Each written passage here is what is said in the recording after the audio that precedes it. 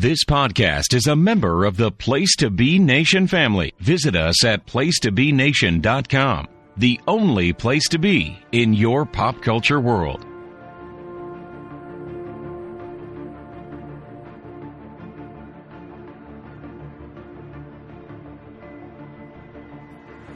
Commemorating the 10th anniversary of the greatest comic book movie of all time, the Hard-Traveling Fanboys celebrate Dark Knight Month.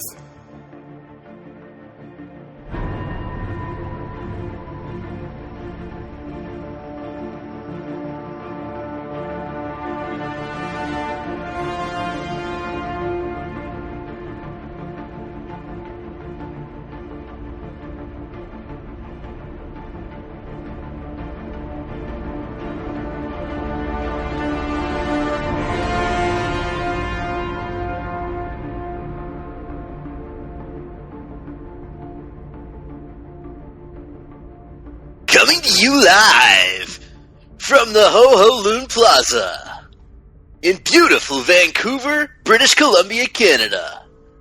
Inside the L-shaped studio, it's the Hard-Traveling Fanboys. Well, I'm the host. We have had numerous celebrity guests over our years now doing this show. What about Love in the Time of Cholera? How about that? I like Love in the Time of Dysentery myself. Oh, well, now I've heard. Never mind. Let's leave that off these airwaves. The esteemed Duke is here with me. We are the Hard-Traveling Fanboys, and I am here to bring you the conclusion of the much ballyhooed Dark Knight Month here at the Hard-Traveling Fanboys. That's right, we are wrapping up our celebration of Christopher Nolan's historic Batman trilogy, the second film of which turned 10 years old this month. And we are closing things out with an episode of Countdown. Now, as you may have heard, Countdown, stay with me here, is an episode in which we count down our favorite or least favorite things in a certain genre related to comic books. In this case, we are counting down our top 5 favorite scenes of the Dark Knight trilogy. That's right. Over the last 3 episodes, you guys have had a chance to hear us talk about the glory and the splendor of Batman Begins, the new heights of the Dark Knight, the emotional resonance of the Dark Knight Rises, and now we've whittled it down. We have whittled it down to our 5 favorite scenes. But we didn't do it alone. No, for such an occasion, we wanted to close out with yet another guest this month in the studio. And today, live via satellite, we have my neighbor and the host of the Sunday Groove / Easy Like David Sunday. Ladies and gentlemen, Fred Smith. Sorry, David Sunday. David, how are you? Hello, and welcome to the Not Sunday Groove.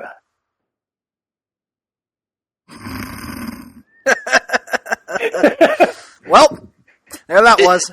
It is certainly not a Sunday. No. But you know what, David? If you want this to be a groove, it can be, because one thing that I've learned from the ongoing greatest song of the 80s tournament at Place to Be Nation is that groove is in the heart.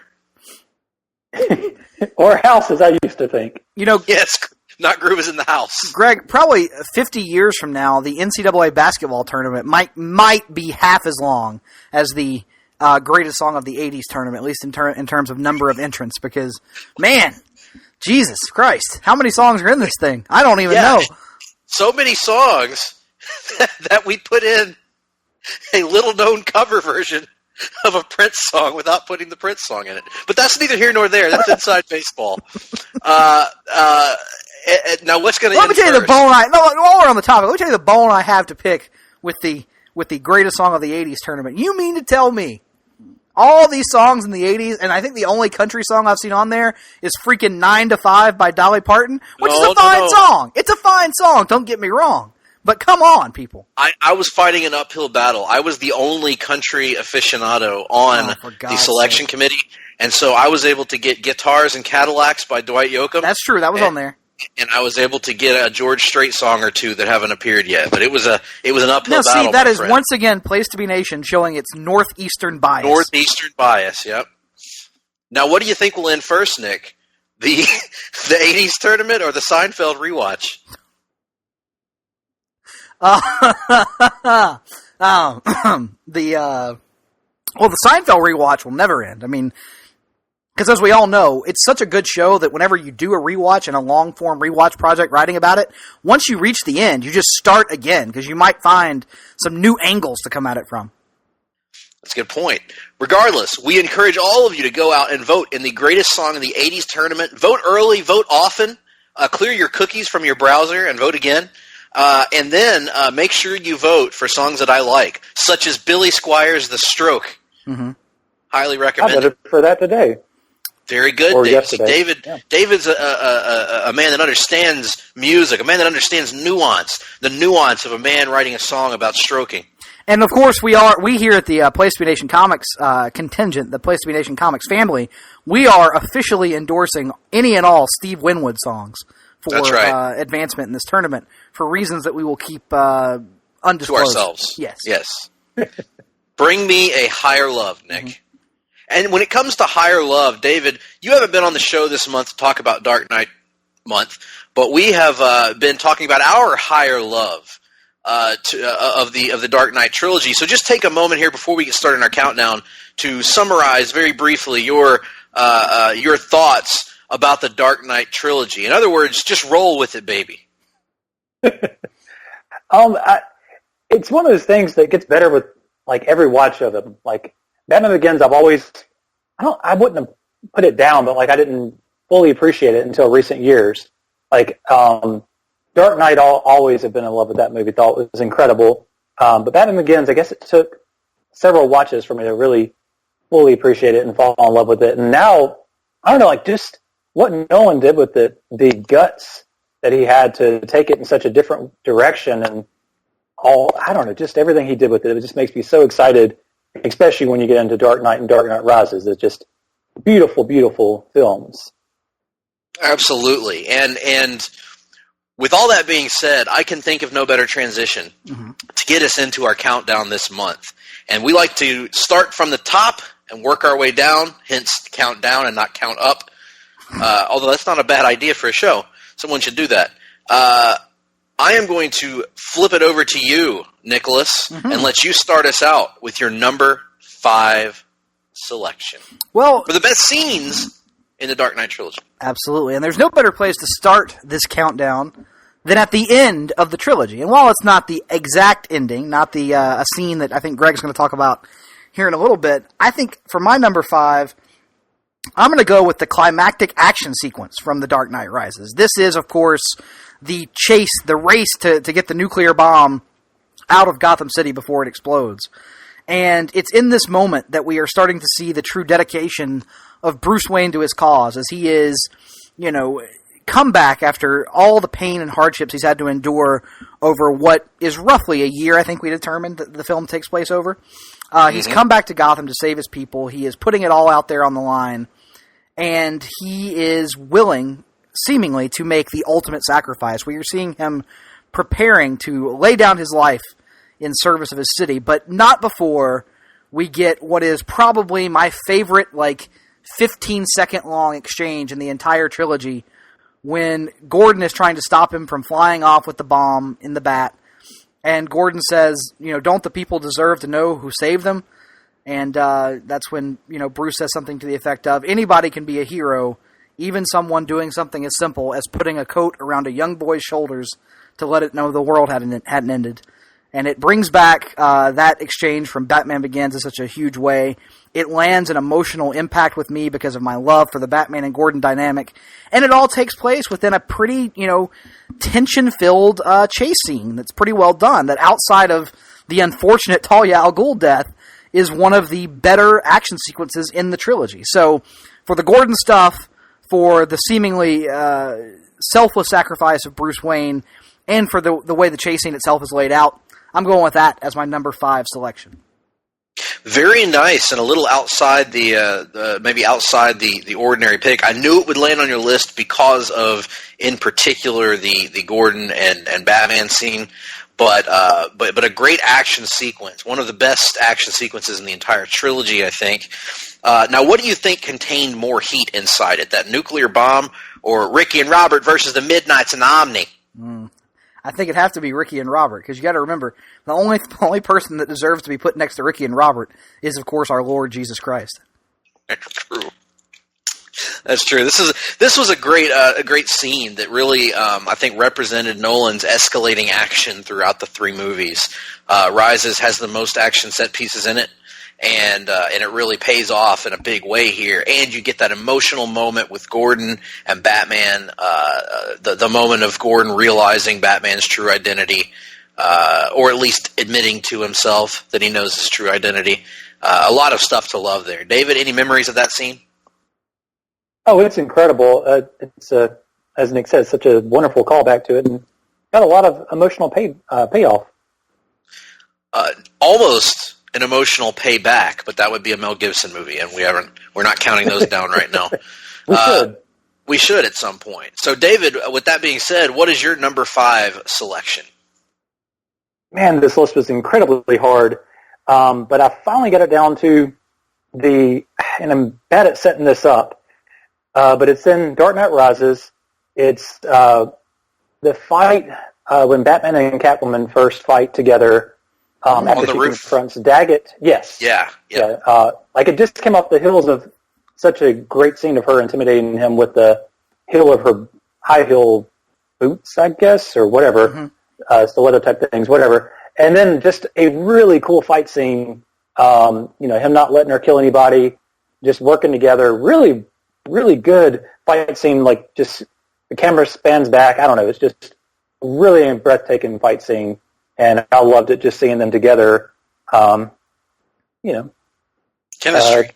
Yes, the chemistry and all. It was great. Yeah. That's what I think. I mentioned it last week on the show that was a scene that really stood out to me. The little touch of him not letting her kill anybody, which is a nice evolution of Bruce and showing that he was not willing to cross that line, and he hadn't given in to that darkness in himself, basically. And you also get that dynamic chemistry between Bale and Hathaway, which I think really surprised a lot of us the first time we saw the movie. Yeah, I'm shocked how much she puts into this role, because so many people phone in superhero performances. So to see Natalie Portman. an actress, yes, but to see an actress of her caliber that seems to prefer indie films, it's really great that she put her all into this. 100%. Nick, any thoughts on that scene? Oh, it's an outstanding scene. It was one that was, I think I had a list of like 25 scenes that I jotted down to pick 5 from, and it was on my preliminary list. So I'm of course, a big fan of that scene as well. Just couldn't find a spot for it on my top 5. Well, I will now use that as a chance to transition into my number 5 selection, which comes to us from the motion picture The Dark Knight. You may have heard of this one. This is the scene that is in the hospital, and it takes place between the Joker and a freshly scarred Harvey Dent, who awakens from unconsciousness, and essentially this scene is all about manipulation. This is all about the Joker manipulating Harvey Dent to get the end result that he wants, the chaos that he wants. He gives him this extremely, seemingly improv speech about chaos and disorder and not really having a plan, and yet the whole time I think it's clear that he does have a plan, and that this is his plan, and everything is going as he wants it to go, and the breaking of Harvey Dent is the next step in his plan, and that's all he wants, is to destroy Gotham's White Knight and send a message to Batman. And to me, everything about this scene works. The anger from Aaron Eckhart, you feel the rage from him to the point that it's almost frightening to watch when he tries to break the bonds on his hospital chair, and the Joker is so calm and so almost in his own world that he doesn't really care what Harvey does. And of course, Ledger just destroys this scene as a performer with the way that he captures that delicate balance of unhinged, funny, because the Joker is very funny. Remember, he's dressed up like a nurse in this scene, which is hilarious just as a visual. And then his whole, like, hi, and just the way that he talks to Harvey in this scene is funny, but yet there's this underlying genius behind the madness that he's playing with every emotion that Harvey has, and he really plays him like a fiddle and gets Harvey, pushed over this edge to go in a direction that's going to ultimately benefit what the Joker wants, which is to disrupt Gotham City, to disrupt the normal people, if you will, these civilized people. So I think it's one of the great scenes ever in a movie to me, which is amazing that it's only number 5 on my list, but definitely had to get it on there. Yeah, this was my biggest regret.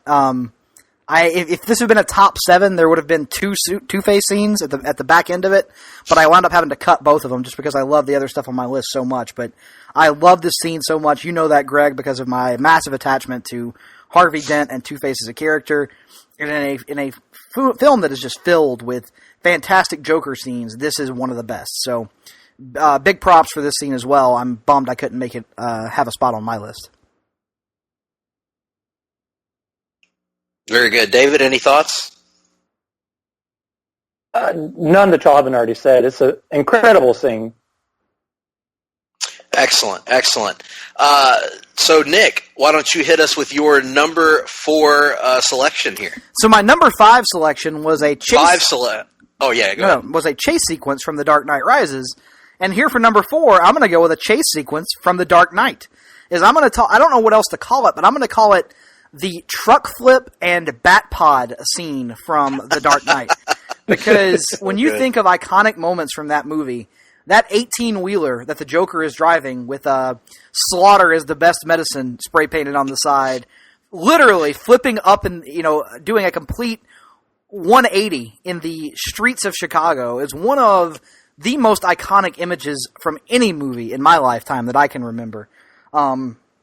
It's a special effect that is done practically with wires and hydraulics and all kinds of other convoluted ways of actually physically flipping an 18-wheeler in the middle of Chicago that Chris Nolan was able to pull off because of his dedication to doing things practically whenever possible. So you have that fantastic visual, but leading up to it, you've also got just a dynamic chase sequence where you have Harvey Dent in the back of this police wagon, and the Joker is trying to chase him down, and of course Batman leaps into action, at first with the tumbler, but then when the tumbler takes heavy damage from a rocket launcher that was fired by the Joker, we get the reveal of the Batpod. And we knew that the Batpod was in the movie because of various trailers and posters and whatnot, but we didn't know exactly how. And so when we get that shot of the tumbler like self-destructing and the Batpod emerging from what's left behind, it's one of the coolest damn things in that entire movie. And of course, you can't talk about this scene without talking about arguably the best character moment in it when the Joker is standing in the middle of the street as the Batpod is racing towards him and just saying, come on, hit me, I want you to do it. And of course Batman, who you can see in his face so desperately wants to, can't do it, and he has to put the bike down and take a tumble, which of course leads to the Joker's arrest at the hands of a revealed to not be dead Jim Gordon. So just everything that's going on in this scene, it could have just been a mindless action scene, but everything in it adds something to the plot and drives the story forward. Whether it's Joker character dynamics, whether it's the reveal of Gordon's plan, whether it's, Harvey being revealed to have known he was never actually going to jail. Just everything about this scene adds so much to the plot and of course sets up the next big chess move for the Joker. So, Dark Knight, I've made no secret, it's my favorite movie of all time, and this is my favorite action sequence in my favorite movie of all time. Yeah, there's not much else I can add to that. It's a great scene from beginning to end. Come on, I want you to do it. That whole thing, amazing. The Batput, sir. Open up to Batput. Good stuff there. David, this one might end up on your list. I know this is one of your favorite scenes. It may. It's hard to say. All right. Well, I won't make you spoil any of your thoughts on it. So let's move on to your number 4 selection. Okay, my number 4 is at the very beginning of The Dark Knight. Mm-hmm. That bank heist. That is still one of the tensest, most impressive beginnings to a movie that, I mean, I didn't know much about it going into it. I know Nick and you have talked about it on other episodes about how y'all had the, I don't know, all the anticipations and everything for the movie. And I did, but I didn't keep up with it quite like y'all did. So I don't know, it just really came out of left field. It was so cool, just the tenseness of not knowing who was going to die next and just watching, everybody just take the next person out after they do their job. But, like, just the first glimpse of the Joker, even though I guess you kind of know it's the Joker, but you don't know 100% sure that it is because he's blending in as with just one of the lackeys. Mm-hmm. Just his swagger, just the way he moves around gives off his weird, crazy confidence and quirkiness just early on in it. And I don't know, I love it. I mean, like, even to the point of falling down to the ground when he's shooting and just stuff like that. It's just very impressive and just let me know that this is going to be such a different movie. Like, Batman Begins was different, but this is going to continue even more intense and just more impressive.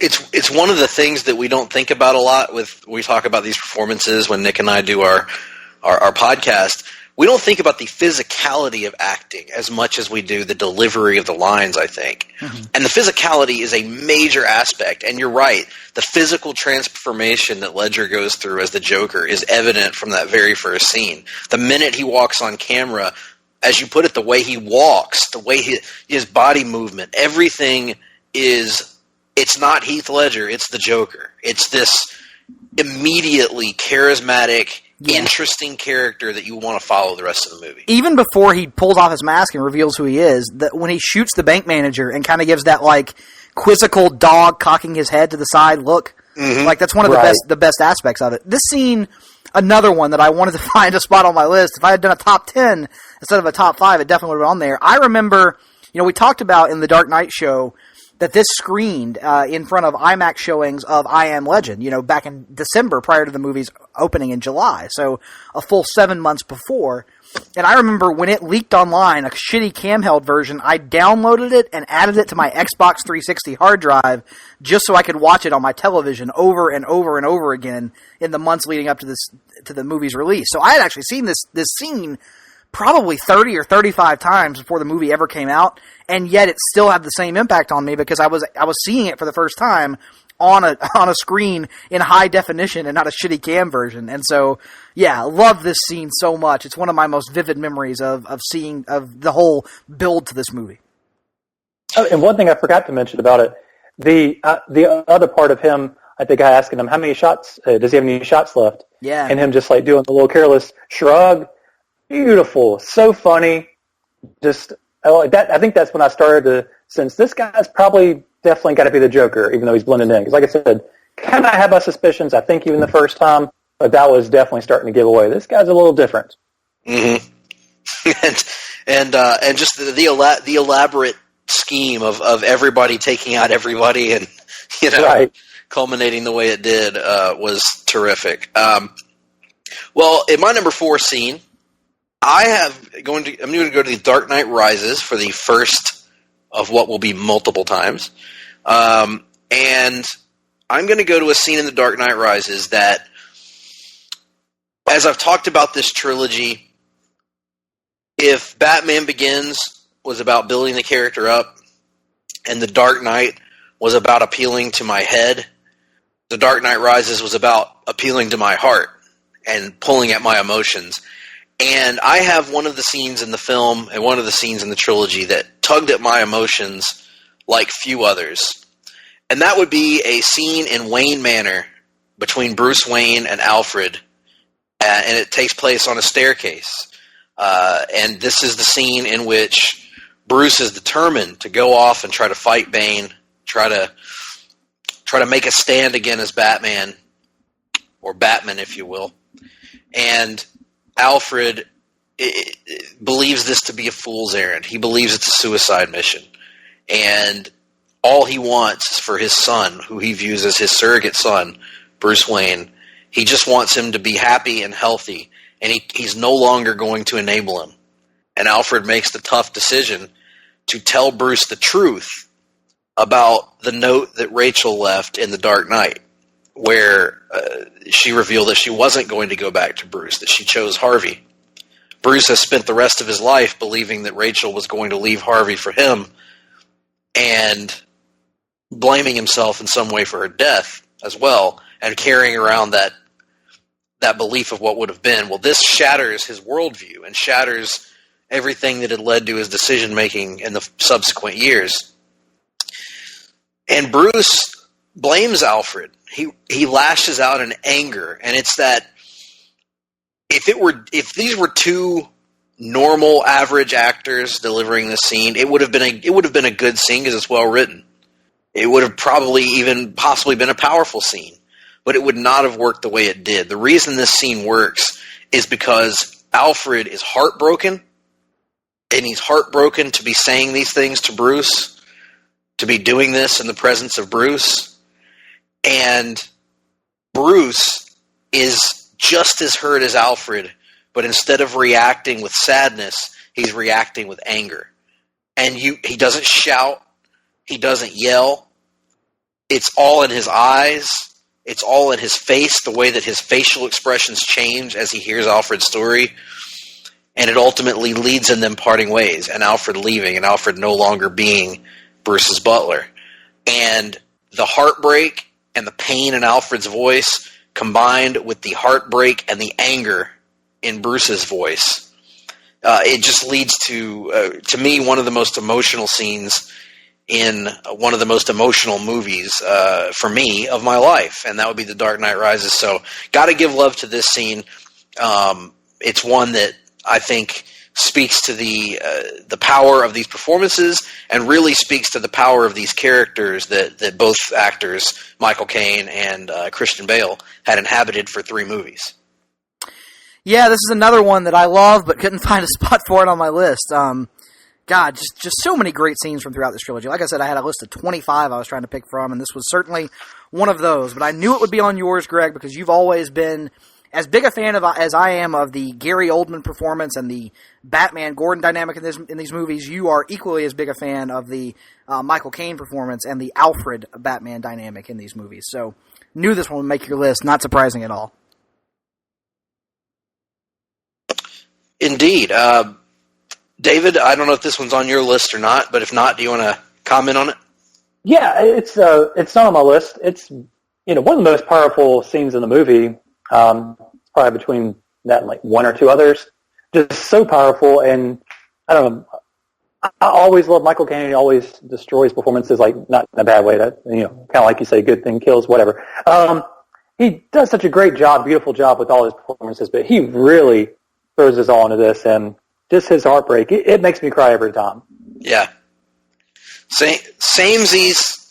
And Nick, now that I've said the word samesies, I'm going to pitch to you for your number 3 selection. My number 3 selection. So I'm going to hop back over to The Dark Knight Rises for, spoiler alert, the final time on my list.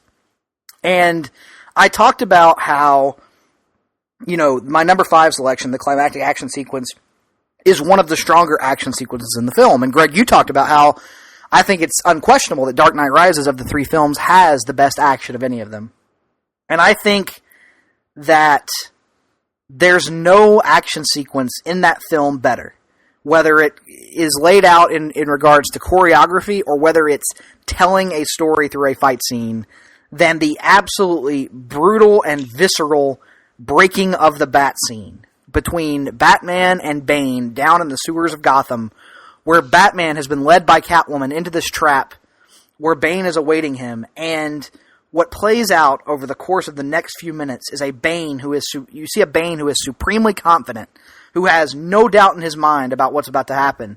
And you have a Batman who starts out seemingly full of confidence, but as the scene wears on, you slowly start to see the doubt and frustration creep in and on his face, and you see eventually him giving way to the inevitability of what's about to happen to him. And what's great is as the scene is going on, you're not just seeing Bane brutalize him and outmaneuver him in every conceivable way. You're also hearing Bane lay out his philosophy on why he's doing what he's doing and what separates him from Batman. And then he shows him, because it's important in the scene that he's not just physically breaking him, he's emotionally and mentally breaking him as well.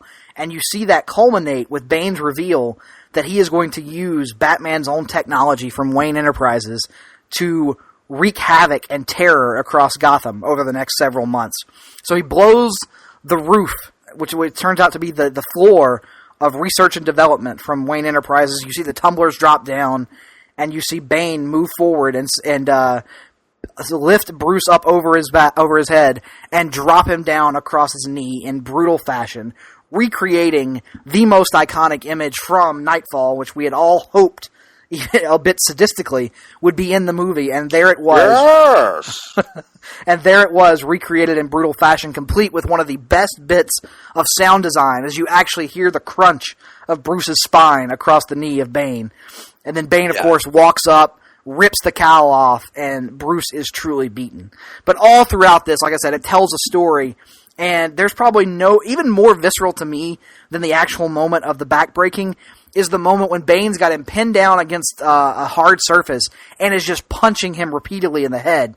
And you're seeing Bane's fist slam into Bruce's head and the back of Bruce's head slamming into this steel grate or whatever it is that he's lying on. And it is just... the entire scene, man, makes you cringe and makes you a little uncomfortable to watch it just because of the degree of ass-whooping that is being handed out. And I guess that's what ultimately I love about it so much. Phenomenal. I mean, when Bane's punching him and hitting the mask and knocking it off, basically destroying the cowl, it feels like it actually. The best way to describe it would be the name of an erotic film I once read about called "Extremely Hard and Incredibly Close," and it's just a great scene. And this was arguably, because the one thing we knew about The Dark Knight Rises going in was Bane was going to be in it. And so when you're going to do Bane and you're not Batman and Robin, to me, my mind automatically goes to, you got to do the scene. You got to do the backbreak scene. Will they do it, first of all? But if they do it, will they do it well? And they did. They didn't just do it well. They did it amazingly. And they homaged that iconic Jim Aparo, or Jim Aparo, or however you pronounce his name, scene from Nightfall, the breaking of the bat. Such a tremendous scene in the comic, such a tremendous scene in Nightfall, in fact. You just can't beat it, in my opinion. And I'm extremely happy that it made your list, Nick. It did not make mine, shockingly. Wow, I'm surprised by that. But by God, I almost did. Again, if I had a list of 6 or 7, it would be on there. David, any thoughts on this scene? It's a wonderful, tense scene, but I really don't have much to add on that one, sadly. Well, what is your number 3 selection? Well, mine's one that Nick talked about, I guess, 2 scenes or just 1 scene back, the underground scene. Mm-hmm. And mine's for the whole build-up to it, like, not even just the action's incredibly well done, it's tense as can be, but you're seeing the Joker let loose even more, just the playfulness as he's shooting and just looks so out of control, but, really enjoying himself.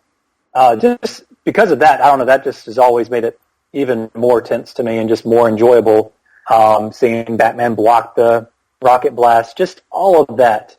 And then, of course, the most breathtaking, one of the most breathtaking scenes in there, as Nick talked about, the 18-wheeler flipping over.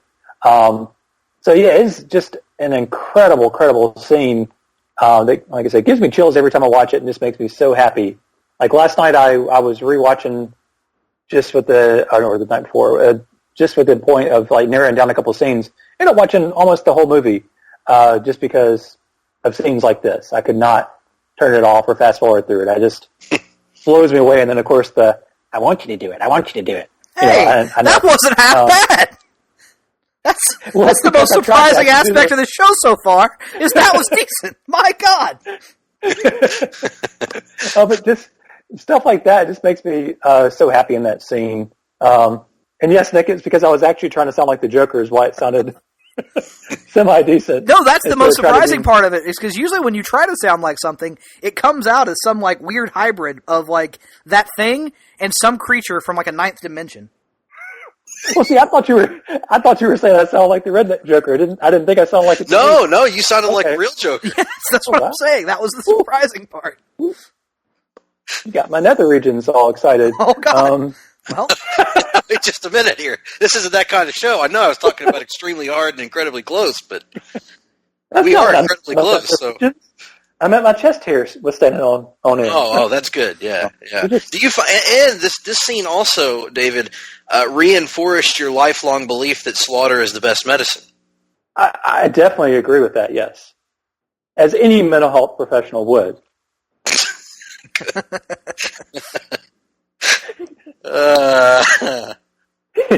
Fit in well in Gotham. Which is actually might be the first time I've ever revealed that on air, what I do. But anyway, I guess that's really all I have to say about it. It's just, like I said, building off what Nick said, it was just an incredible scene. That's all I got to say about that. Very good, sir. An excellent scene, as I mentioned earlier. Well, I am going to stick with the Joker theme here, because for my number 3 selection, I am returning to Mr. Ledger's performance, and I am going to, not his introduction in the film, but his second appearance in the film. And that is when the Joker arrives to interrupt a meeting of Gotham's mafia bosses. The underground kings of Gotham are meeting to discuss with Mr. Lau, a favorite of our show, the goings-on in Gotham and how Batman is disrupting their plan. And the Joker, I feel like I can't even say the word plan anymore without unintentionally making it sound like the Joker, but he shows up at this meeting and completely disrupts everything, walks in on these intimidating thugs and gangsters who are used to being shown respect, shows them no respect at all, walks right up. This, of course, includes the infamous pencil disappearing act, the magic scene. He walks in, he commands the room, he insults them all, basically. What happened? Your balls fall off? Stuff like that, making fun of Gamble's grandmother. Just so many great lines here as he's tearing these people down and belittling them. And then he comes up with the easy plan of killing the Batman. And I'll tell you, as I mentioned during the show a few weeks ago, my favorite part of this scene, as small as it is when he's talking to Mr. Lau, who's via satellite, and he refers to him as the television. It's so good, the television, and after he's made the pencil disappear, he's got the little the grenade pin in his jacket, and keeps threatening it, and even that's funny. It is so darkly funny, this scene, that to me it's another example of Ledger's genius in this role. One of the great performances in the history of modern cinema. And Ledger owns this scene. Everyone's good in it. Gamble, Michael J. White is Gamble. Mr. Lau, of course, is always good. But the Joker is a force of nature here. He is a commanding presence, the likes of which this scene, I remember, made the hairs on my arm, which are significant for anyone who hasn't seen me in person. The hairs on my arm stand up. It's just a chilling scene and a funny scene, and I like it.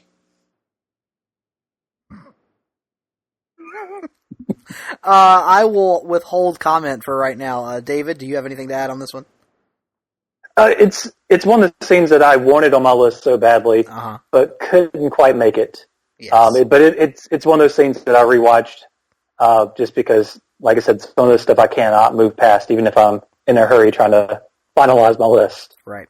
I'll go ahead and say, for me, it is, of course, my number 2 scene on my list. So Greg laid it out so perfectly. It is, I would argue, while the opening sequence is a great introduction to the look and feel of the Joker and kind of what the character is basically going to be, building the foundation, this takes that foundation and expands upon it and gives you the first real glimpse at how this guy deals with people, what his aims are, and just kind of how he's going to handle himself in situations where he's clearly outmatched. Physically, he has no business threatening these guys or being in any sort of, conflict with them, but it's his maniacal plans, his love of chaos that has these people completely bewildered, and it's clear that these mob bosses who pride themselves on being composed have no idea what to make of this guy, and he has them, he is pulling the string on each of them throughout the entire scene. And of course, the magic trick is like one of the most raw memories I still have seeing this movie for the first time, because there was an audible gasp in that theater the first time we saw it, and it was one of those moments that I'll never forget as long as I live. So, yeah, Greg said it so well. I won't add too much to that, but yeah, the mob scene with the Joker and the television is my number 2 scene on my list. He played those mobsters like a harp from hell. He did.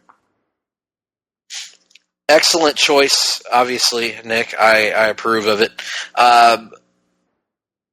Now, David, what would be your number 2 scene here on our countdown list?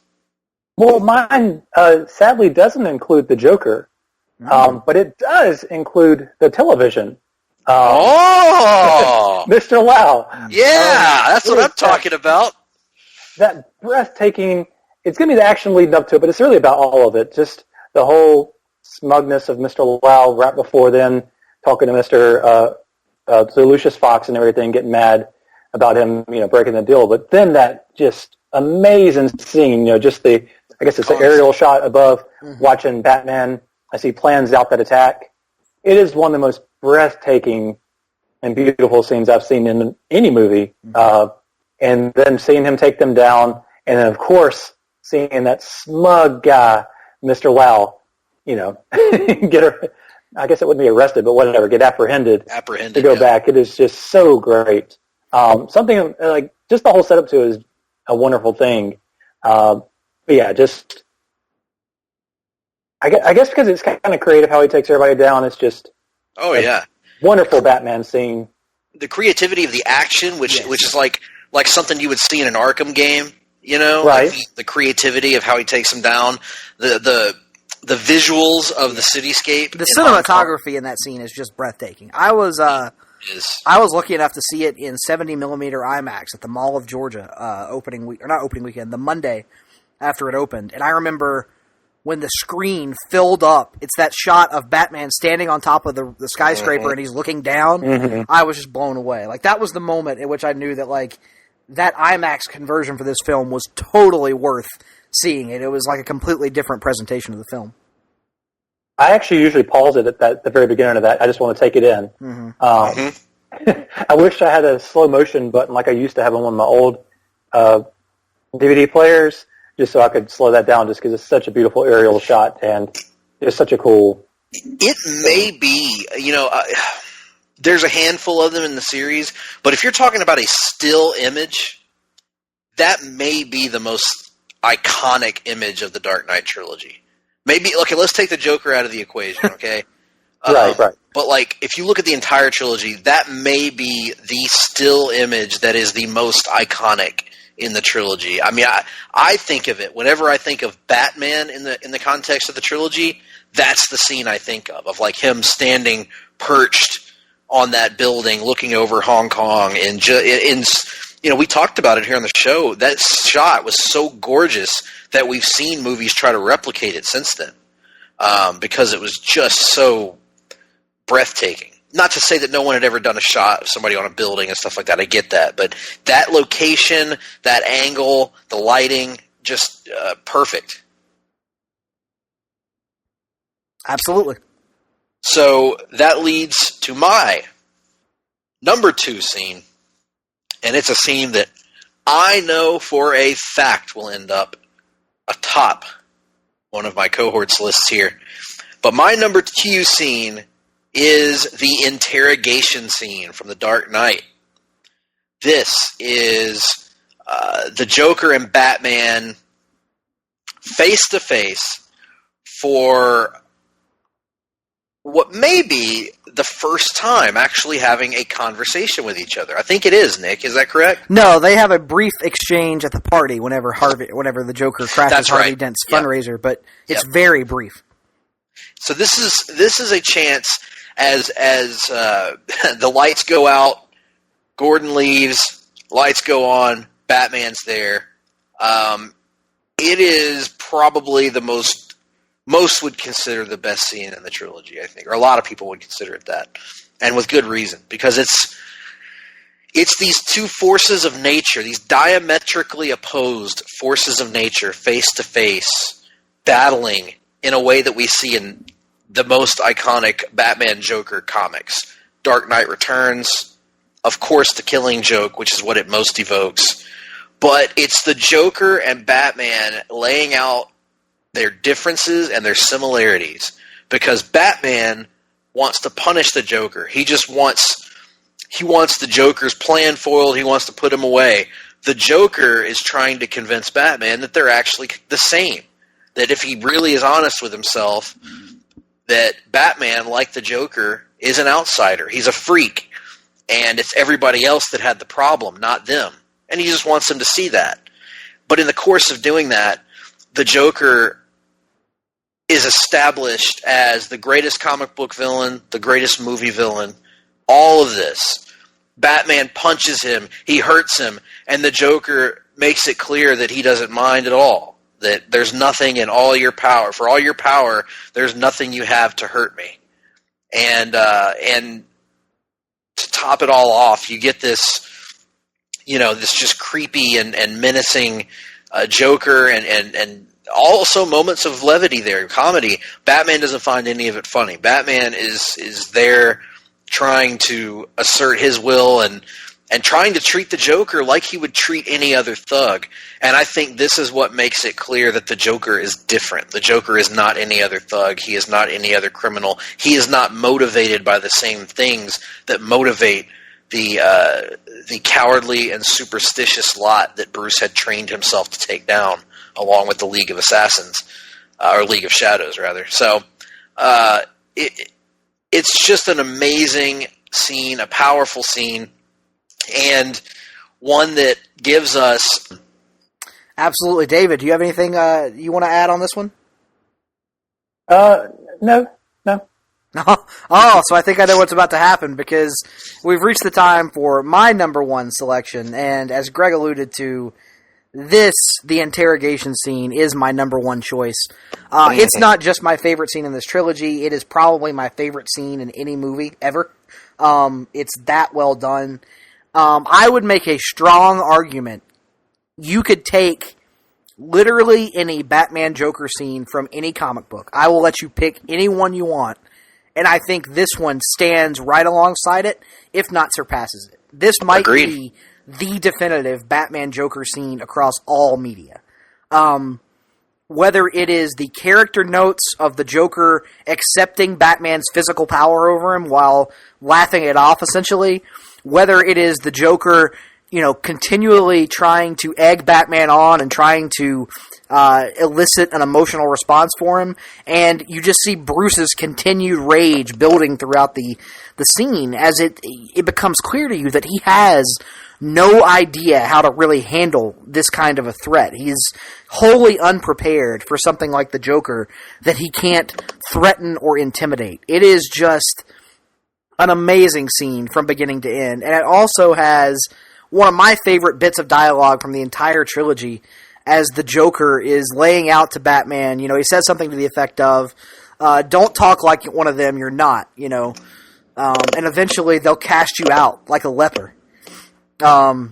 These civilized people, they'll eat each other. I mean, I'm doing a bad job. I'm butchering. I'm not directly quoting it, but the entire Joker ethos is one that, quite frankly, I often see a lot of sense in, and it's one that it really helps to illustrate how these two characters are closer in a lot of ways than Batman would like to believe, as Greg said. So I've talked plenty about it. Greg's talked plenty about it.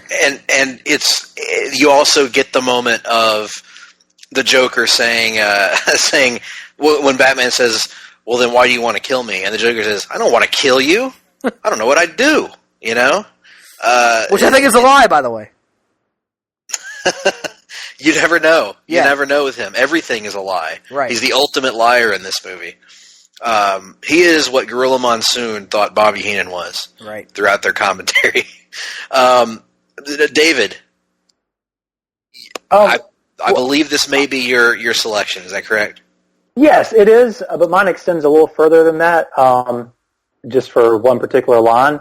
But before I get to that, something that struck me even more this time, my most recent watch, was like him breaking down the fact of whether or not, what he asked, what time is it? And then he's like, what does that matter? And he's like, well, it could be in this spot or several. That just made me laugh so much because it's so menacing, but also funny because it's delivered by him. And it's just really tense, but I don't know, just iconic scenes. My words elude me as they typically do when I'm on the air. And then of course, whenever he gets to deliver, I just want my phone call, and that's nothing like it at all. Good God. I knew I would not be able to do. Hold on. No. But anyway, Greg, you do it. Just do a good version. I just want my phone call. That's pretty good. Thank you. I did it last night, and I was kind of proud of it, but I knew I wouldn't be able to replicate it on air, so at least I almost did it earlier with the other let me see if I can do a Randy Savage version of it. I don't know. Oh, yeah, I just want my phone call, yeah. It's all right. Carry on, David. Sorry. Y'all said it all. It's watching them go back and forth, and Batman realized that he can't just beat the hell out of him and win. It's just an incredible scene.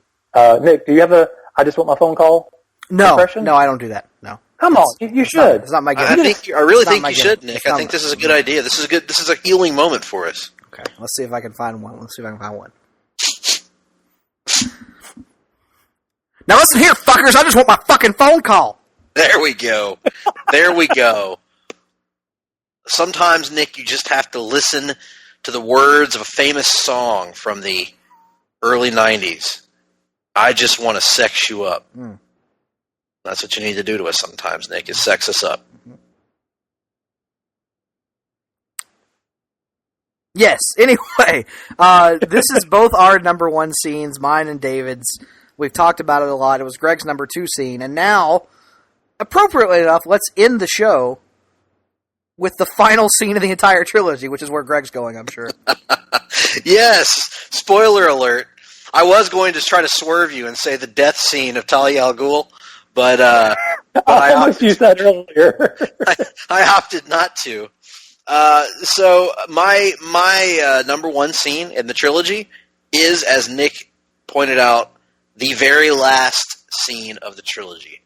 Now, I pointed out at the end of our last episode that there are multiple reasons why The Dark Knight Rises strikes such a chord with me. One of which is I am a sucker for a happy ending. Number 2, I am a sucker for conclusion stories in general. I like to see a story wrapped up. I like to see threads that were, pulled out a little bit in the first part of a series, brought around and brought full circle and wrapped up. I love to see that circle of storytelling come to a complete stop, basically. And in this case, The Dark Knight Rises provided me with that, and it did it largely in my number 1 selection, which is the coda to The Dark Knight Rises, as I call it. This is the climax of the film has happened. The bat, as they call it, or the Batwing, has exploded, and seemingly Batman is dead, although the threat of Bane and Talia has been defeated. From there, we go to essentially an extended collage of scenes, and that's why I have to count it as one scene here, the coda here, the epilogue to The Dark Knight Rises, because you get in a matter of a few minutes the incredibly emotional funeral for Bruce Wayne, which includes the single most heartbreaking scene in the trilogy, the one scene in movies that is guaranteed to make me cry every time I watch it, which is Alfred at the grave of Thomas and Martha Wayne, shedding tears and apologizing to them for failing them and for failing their son. It includes the last will and testament of Bruce Wayne as he turns Wayne Manor. He gives all of his worldly possessions to Alfred and to allow him to live a life of luxury. Other than that, he deems that Wayne Manor be turned into an orphanage to take care of the kids that John Blake had told him earlier in the film that he had left behind, he and his family had left behind. He's giving back. He also leaves just a few things for one John Blake, a.k.a. Robin. And we get to see the scene that ties together the movie of Alfred in Italy, seemingly just enjoying a cup of coffee, and he looks over. Not a cup of coffee. A Fernet Branca. What the hell is that? I don't even know. I don't know, but it was a very specific type of alcoholic beverage that Alfred mentioned earlier in the film. That's right. It does, It looks like sherry. Yeah, it's served in a very small glass. It's a Fernet Branca. Well, he's drinking a Ralph Branca, and he looks over, as in his dream. A Fernet Branca is a bitter herbal liqueur. There you are. Herbal or herbal? Whatever you want to call it. I'm sure Herbs drink it too. Some guy's named Herb. Yeah, that's a good point. Herbal, yeah, whatever. Yeah, he looks over, and this time he actually sees Bruce staring back at him, and in that moment, that feeling of heartbreak that you felt just a minute or two earlier at the funeral, it goes away, and there is a Grinch-like moment where I can feel my heart growing 2 sizes that day, as I just feel so happy for Alfred, that Alfred gets the satisfaction of knowing, by God, he's happy, he's alive, and he's healthy, and he's happy, and he's not Batman anymore. And simultaneously, for the first time in my lifetime of reading Batman comics, you get a true happy ending for Batman. You get a ride-off in the sunset moment for Bruce and Selina, 2 characters that deserve it, that deserve to have this opportunity because they're never going to get it in the comics, to be happy together, to end their journey as Batman and Catwoman, per se, and to just have a conclusion to their story. It's a conclusion to the Batman story that we'll never get in the comics. And to top it all off, because you have to leave something behind. You have to leave something for the future, and you have to pay off the conversation in the plane from Batman Begins between Bruce and Alfred, in which they lay out Bruce's vision of what Batman is and what Batman can be, which is a symbol. And so they show John Blake, who, as we established last week, is a conglomeration of Tim Drake, Jason Todd, and my favorite comic book character of all time, Dick Grayson. And you see him explore the area around the cave, the Batcave, and then the movie ends, and take into account the name of this movie, The Dark Knight Rises, it ends with John Blake rising up and taking over the legacy of Batman.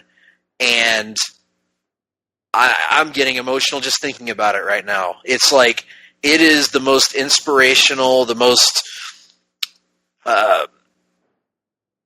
satisfying is a good word to describe it. Like, emotionally satisfying conclusion to a movie that I can ever remember. It's the same kind of reason that I fell in love with Return of the Jedi when I was a kid.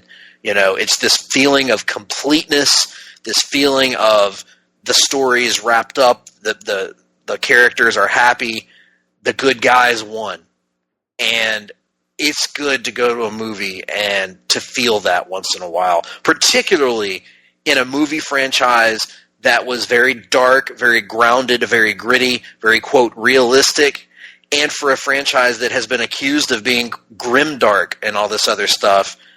It ends in the most hopeful manner that I can remember a comic book movie ending in since, gosh, Richard Donner's Superman. It's incredible. So that's my favorite scene. Sorry for talking so long, guys, but that's my favorite scene. Oh, you're perfectly fine. I knew it would be your favorite scene. Once again, it's another one that if it was a top 10 list, it probably would have made my list. But just slightly edged out, but I knew it had a big impact on you. And while the John Blake stuff for me clearly doesn't land as hard as it does for you, I mean, the Alfred bit of it and the getting to see Bruce happy, that was really probably the riskiest and most gutsy thing that Chris Nolan did with his entire trilogy. Even though it was ending, and even though he knew, you know, it's not like it matters ultimately long term, it's not like somebody else is going to pick up the franchise and try to continue it on from that ending. Still, having the balls to show us a Bruce Wayne who, like, just voluntarily walks away from being Batman, outstanding. Loved everything about it. And honestly, who wouldn't want a happy ending with Anne Hathaway or Catwoman, either one? Who wouldn't? That's true. And as you saw in that scene, Bruce had given her quite the pearl necklace. Yes, the same pearl necklace that his mother once had. Yes, he gave her the same pearl necklace that his father once gave his mother. That's right. He's just carrying on an old family tradition. That's right. So let's remind everybody of what our lists were. David, you're the guest. I'll let you go first. Just kind of a refresher on your 5 through 1. Okay. Batman and Catwoman fighting for the first time. The bank heist at 4. Underground scene from Dark Knight. That's 3. The break-in in Hong Kong to get Mr. Lau, number 2. And the interrogation scene is number 1. Excellent. And I had the Joker and Two-Face at the hospital at 5. Bruce and Alfred in the stairway at number 4. Joker with the Mafia thugs at number 3. The interrogation at number 2. And the coda to the Dark Knight Rises at number 1. Nick? I had the climactic action sequence of the Dark Knight Rises at number 5. I had the chase sequence with the 18-wheeler flip and the Bat-Pod introduction at number 4. I had the breaking of the bat at number 3. I had the magic trick / mob scene from number 2, and the interrogation was, of course, my number 1.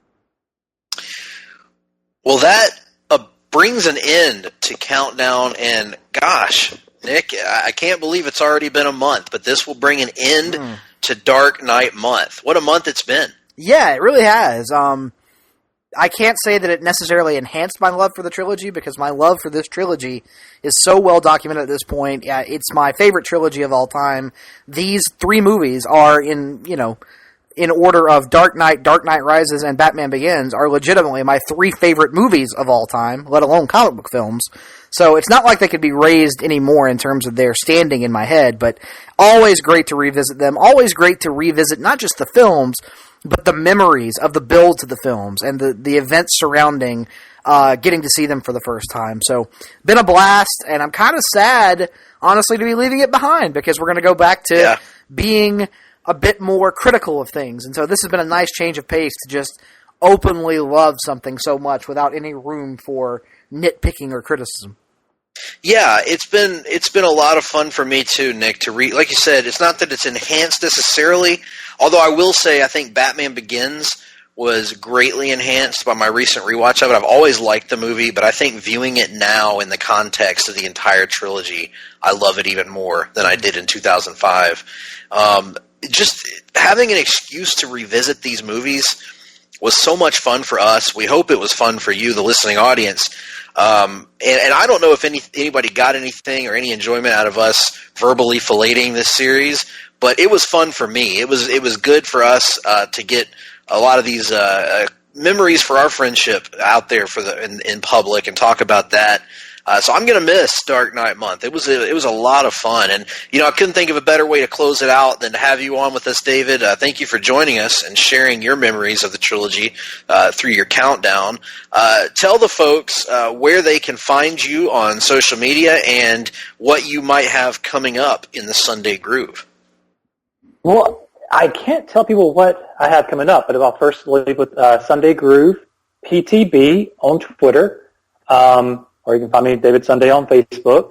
I actually don't know what's coming up next, but I just finished a very fun, appropriately enough, a Chris Nolan length episode about the 90s music and focused on albums that I loved while I was actually in the 90s. So that was a whole lot of fun. I had Miranda on for that one.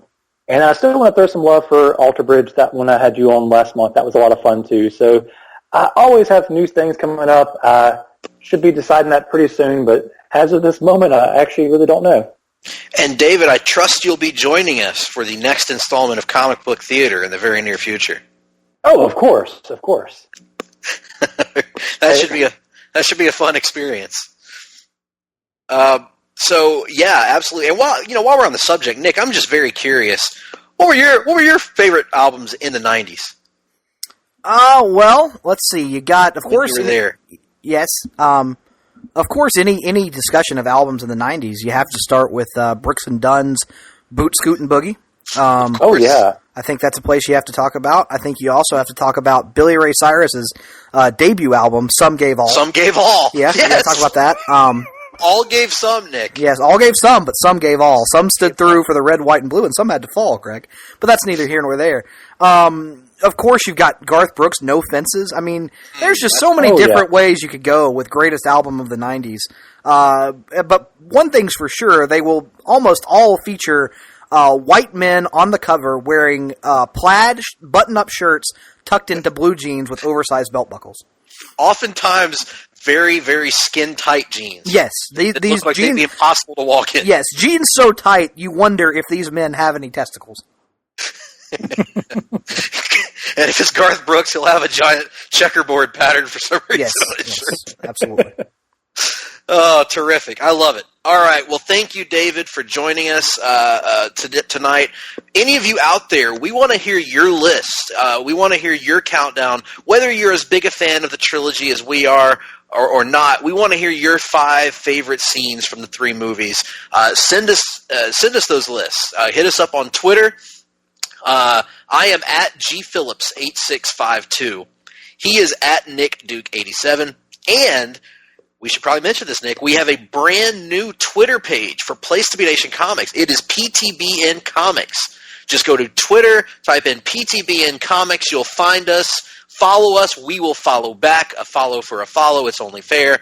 And we will provide you with all of our content that we put out there. We'll have polls. We'll have discussions.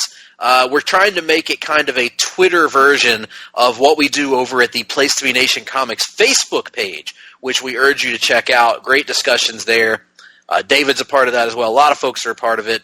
And other than that, also our email addresses, Nick, the loneliest email addresses on the internet, gregp@placetobenation.com, nickd@placetobenation.com. And finally, as always, if you have any complaints about the show, things you don't like, we urge you to tweet your thoughts at JRsBBQ.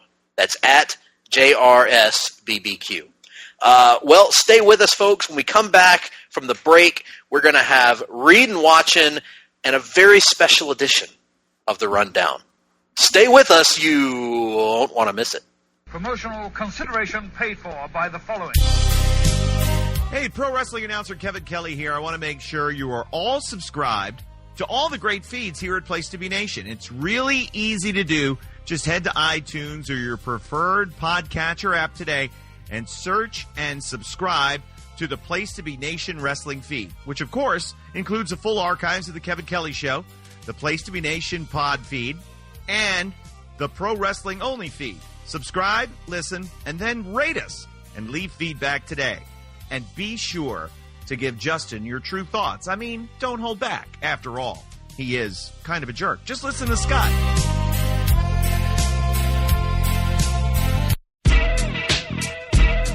Place for Nations, JT Rosero and Chad Campbell here. We want to let you know that we have a ton of great podcasts available to you on iTunes, Stitcher, Google Play, and PlaceForNation.com. We offer them to you on two great feeds. On the Place for Nation Wrestling feed, we bring you the Mothership, the Place to Be podcast, along with Main Event, Survey Says, the Monday Night Wars, and our monthly pay-per-view reaction show, as well as Jeff Learns Wrestling.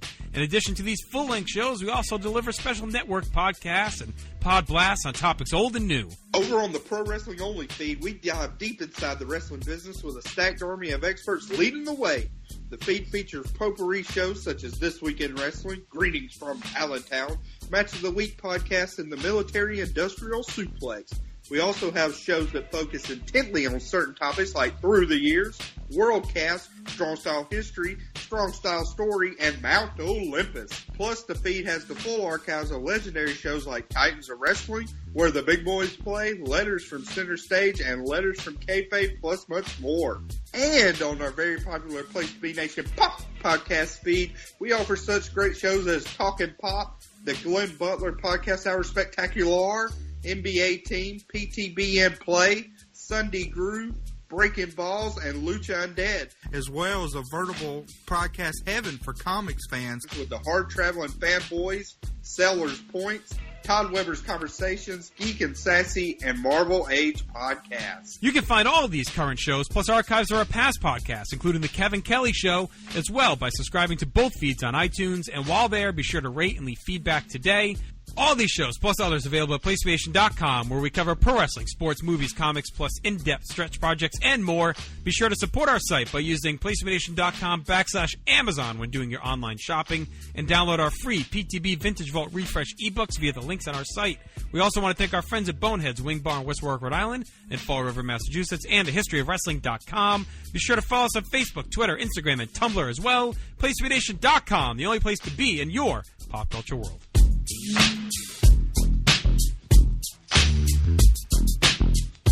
Welcome back, ladies and gentlemen, to the longest running weekly episodic comic book podcast in all Place to Be Nation. I'm Greg, he's Nick. You know the whole deal. We're back to give you a little more of a taste, baby. A taste, if you will, of a little bit of what we got cooking in a segment we like to call Reading and Watching. Read down and watching. What you been reading and watching? What you been reading and watching? So, Nick, I'm going to be upfront with you about something. Mm-hmm. I have not read a thing outside of work in the last calendar week. I have not watched a comic book property on television. My lord, man. I have not consumed anything comic book related in a week outside of trailers for things, which I suppose we will save for the rundown. For a very special edition of the rundown coming up here in the next few minutes. Yeah. All right, so real quick, let's just run through this. I'll start with my watching. I watched another episode of Season 2 of Jessica Jones. I watched the second episode. Loving this still. I thought the story was going in a certain direction, and by the end of the episode, it made clear that it was not going in the direction I thought it would. It was legitimately surprising to me, the twist they have there at the end of the second episode. I'm loving the character dynamics. I am just digging everything that's going on so far. It's driving home to me why I think Jessica Jones is the best and most consistently presented character in the Marvel Netflix universe. That was the only thing I read this week, watched this week, but I did get quite a bit of reading done, actually. So real quick, I'm going to run you through some books that I read. Detective Comics. I read issue 982, and this is just like a little random one-shot. It feels like it was almost one that had just been held in the can for a little while. It takes place right after James Tynion IV's run, but before Brian Edward Hill's run. So it's just a one-issue story written by somebody named Moretti and drawn by somebody with the last name of Fiumara. And I have to say, this reminds me a lot, Greg. If you remember that 2-part Detective Comics story that Ben Percy did that was kind of like his big coming out party for the DC Universe, I think it was called Terminal. Yeah. Not quite as good as this, but for a book that I had zero expectations for, I really, really enjoyed this one-issue story. It's called The Cult of Blackfire. It's a story about Deacon Blackfire trying to come back to the land of the living by taking this young boy hostage, and like his followers are going to perform this ritual to bring him back to life. And it's just a story about Batman facing a threat that he truly doesn't understand because it's supernatural in nature, and also trying to find positivity in his life to offset the darkness that Deacon Blackfire is claiming is overrunning Gotham. He's trying to prove him wrong by showing him there are still good things out there. And I just really enjoyed it. I thought the art was good, had kind of a Frank Miller meets Tim Sale kind of vibe to it. The writing was solid. Big surprise here on Detective Comics 982 for me.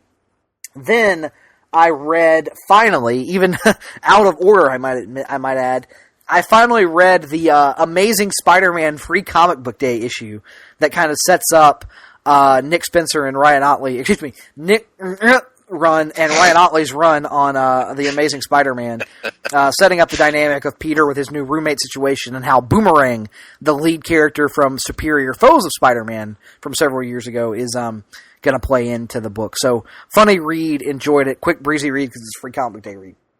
And then I also read a ton of Jason Aaron stuff this week, a ton, because I read the Free Comic Book Day Avengers issue, and then also read Avengers 2 through 5. So 5 Avengers issues. Suffice it to say, I am loving this title so far. We all knew Jason Aaron could write Thor. That comes as no surprise. But his writing of Ghost Rider in particular, as well as his nailing of the Tony Stark, Thor, Captain America Big Three dynamic, just outstanding. The art from Ed McGuinness depicting a larger, more cosmic threat than we typically see the Avengers involved in. I've loved everything about this book so far. It drives home to me why Jason Aaron is such a great writer of not just Thor, but the Marvel Universe as a whole. And of course, I can't talk about Jason Aaron without talking about Jason Aaron's Thor run, as I finally got an opportunity to sit down and read Thor 1 through 3, the recent relaunch featuring the God of Thunder. The writing from Jason Aaron is outstanding as always, but the art from Del Mundo, I don't know, it's a little weird for my taste, a little surrealistic, which is odd coming on the heels of first Asad Ribic and then Russell Dodderman doing the character, so it's going to take me a little while to get used to. I won't call it bad, just not what I was expecting from a Thor comic, but I've loved the story to this point. We are seeing Thor striking out across the 9 realms in search of these mystical artifacts that scattered whenever Asgardia was destroyed by the Mangog at the end of the Mighty Thor run. And just the character dynamics continue to be nailed. For the first time really in the book's history, Loki is playing a major, not in the book's history, but in Jason Aaron's run, Loki is playing a major role, sharing a lot of scenes with Thor, and he is proving to be just as great a Loki writer as he is a Thor writer. I've enjoyed all the twists and turns along the way, and I can't wait for... I know you keep saying one day you're going to get caught up on the Jason Aaron Thor run. That day needs to be soon, because he's continuing to kill it. And then finally, following off our contentious discussion of Batman 50 a couple weeks ago, I read Batman 51 and predictably loved it. Tom King, Lee Weeks on art, telling a story of Bruce Wayne getting called for jury duty, of all things. And while that sounds a little bit silly on its face, eventually you get an explanation for why Bruce is wanting to be on this jury and not trying to get out of it, and what exactly is going on in his mindset. And also, Greg, something that might warm your heart towards Tom King a little bit, we do get a scene of Jim Gordon on the rooftop turning on the bat signal, and Batman shows up and says, "What can I do to help?" And Gordon goes, "You're not him, you're that other him." And it's referring to Dick Betts. Heavily implied that Dick Grayson is taking over for Batman, at least during this stint of Bruce being sequestered for jury duty. So, loving this story based off the first issue. Waiting to see where it's going to go from here. It's an intriguing idea they're playing with here. Two thoughts. Yes. Number one, always glad to see Dick Betts. Mm-hmm. I'm a big fan of that dynamic. That's good. Two, I think there's an interesting story also in Bruce Wayne trying to get out of jury duty. I don't know that I've ever seen that. Just like, it's like, what the hell do I have to do to get out of jury duty, Alfred? And then also, all of this seems good. This actually sounds like a really good issue. I read a recap of it from our colleague Stephen Ferrari, and it seemed like it would be a book that would be up my alley were I not in such a place as I was after Batman 50. And without getting too far in the weeds, I also read something in a solicit that for an upcoming issue that feels as if it is a direct troll to me personally from Mr. King, perhaps after listening to our show last week. So I will refrain from comment on that, though. For in your version, if you had the pencil for the DC universe, you know what you would be? You know what Dick Grayson would be? What would Dick Grayson be? He would be your hardcore Holly. How about you give me the belt? And then I beat everybody. Yeah, and then he would take Tim Drake, and he would. I'm not gonna. Never mind. I forgot that. I don't want to bring that up because the kid's passed away recently. But do the tough enough situation with Tim Drake. That would be good. Yeah. Well, there's nothing wrong with that, Nick. You got to move on. You got to let the next generation take over this business. Fossils like Bruce Wayne need to move aside. No, I'm just kidding. What I would do, though, Nick, is I would attempt to build new talent to make them appear on the level of the old talent so that you can further diversify your brand with characters. But instead, what writers tend to do over the years is treat Dick Grayson as cannon fodder. Cannon fodder. Are you here? Do you mean to tell me that you take exception to the idea that Dick Grayson could be beaten by the KG Beast? Not just beaten, but gravely wounded by the KG Beast. That's, yes, that's exactly what I'm saying, Nick. I'm not going to pussyfoot around it. I think it's a worn out trope. I'm sick of it. I'm tired of it. I think Tom King writes Dick Grayson really well, and I'm sure the run's going to be fine. But that's, and I guess I'll take whatever Dick bat I can get, or Bat Dick, if you will. But I'm not at all pleased with using him as another prop in Batman's eternal inner anguish. But we're dealing in hypotheticals. We're dealing in future stuff. You know, like I said, I'm not gonna critique a book that I'm not reading. But yes, glad to hear you liked it. Glad to hear the issue was good. I'm sure it was. And it sounds like it was good. So, anything else on the reading pile, Nick? No, that was it. It was a good week of reading. I read let's see here, a dozen books or so, and that's probably a high for me in recent months. So, there is an outside chance that I will get caught up before football season begins, which will kill all my ability to be caught up, but let's hope I at least get there before football season. If anything, the last few months have just shown me I need to cut back on my pull list because I can't keep up with these things when I'm not extremely busy, let alone when I'm about to be extremely busy.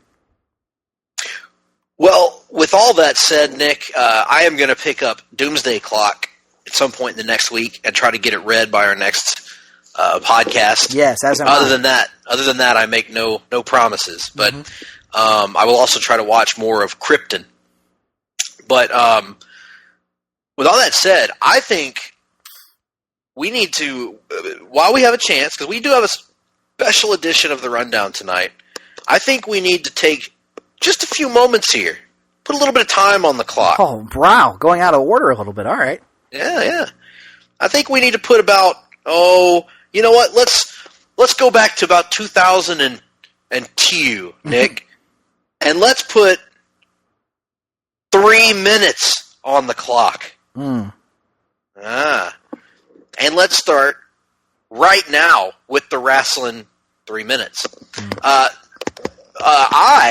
Nicholas, I don't know about you, but I've been catching up on the G1 Climax tournament. I'm still behind. I've watched the first 3 nights, so I have 3 more nights, I think, that I need, or 4. Is it 4 more nights at this point? I don't know, honestly. The last one I watched was night 5, I think. No, it was 6. It was whatever the main event of the last show I watched was Ishii versus Goto, and it was outstanding. Yeah, I'm 4 nights behind because there's been 7 nights. There have been 4 A block nights and 3 B block nights to this point, with another B block night tonight as we record this.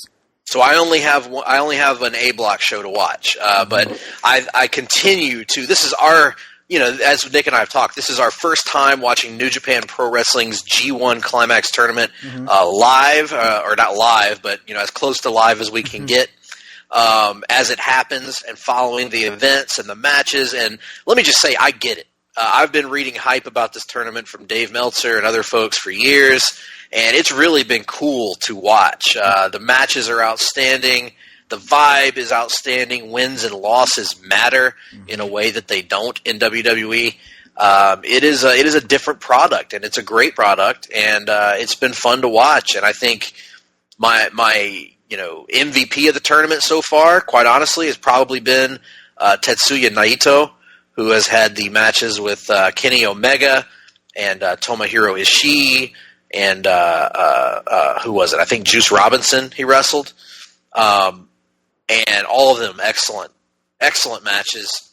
I think Ishii has had actually probably my 2 favorite matches of the tournament so far. Ishii versus Naito is my match of the tournament right now, and Ishii versus Goto is probably in second or third, along with Omega and Naito. And then Hangman Page has had a great showing in this tournament, really impressing me with his performance. Nick, what stood out to you so far about the G1 Climax? Yeah, like I said, I've only seen the first 3 nights, so I would still say Omega and Naito is probably my match of the tournament to this point. But as you said, Tetsuya Naito continuing to impress, but also let's throw a little love to a guy that I don't think anybody expected to impress coming in the tournament. It's Toru Yano, who's kind of like wrestling outside his comfort zone a bit, telling different stories with his matches than we typically get, showing a little bit more range than just the comedy guy. I think he's put on really compelling matches, told good stories. Agreed. Thus far. So yeah, big shout out to him, and also like you said, Goto, Ishii, all the Hosses really in the tournament. I know it's unpopular to say so, but I think Michael Elgin has performed well based on what I've seen to this point. And Evil, of course, which is his one and only name. All the Hoss types have done a great job to this point, and I can't wait to catch up further. Yeah, I'm really I'm excited for JR to call Ishii versus Goto, because it was a physically intense battle between 2 people that just don't care about knocking the dog shit out of each other. And then on a real quick WWE note, I'll put a little overtime on the clock here. We have got SummerSlam coming up. Quick prediction, Nick. Now we're a month out, give or take, from SummerSlam, so maybe we're getting ahead of ourselves here. But who walks out of SummerSlam? WWE Champion, Universal Champion, Raw Women's Champion, SmackDown Women's Champion. Oh God, I don't even know what order you said those in anymore. But any order that you want. Ronda Rousey and Becky Lynch leave as your respective women's champions. AJ Styles leaves as your WWE champion. Kevin Owens leaves as your Universal champion. I like it. I like the balls on that pick. I'm going to say that I am going to say that Alexa Bliss leaves as the women's champion on Raw. No, I take that back. I'm going to say Ronda leaves as the Raw champion, Carmella leaves as the SmackDown champion, AJ as the WWE champion, and Roman Reigns as the Universal champion. So we'll just have to wait and see how it all plays out. I love your theory, but with that being said, all we've got left, Nick, do we want to talk about what's coming up later for us? We want to save that until the end of the rundown. What do we want to do? We got a special edition this week. Well, we'll save that for the very end. But with that being said, it is time for a very special edition of our segment where we look at all the news and notes from the comic book world. It's time for the rundown. Welcome to the rundown, where we talk some comic news. Welcome to the rundown, where we talk about movies too. Ladies and gentlemen, for this week's edition of the rundown, we have what we in the business call a run-in. Because joining us... This is history making, by the way. We've never had a rundown guest before in the history of our show. So, pretty unprecedented here.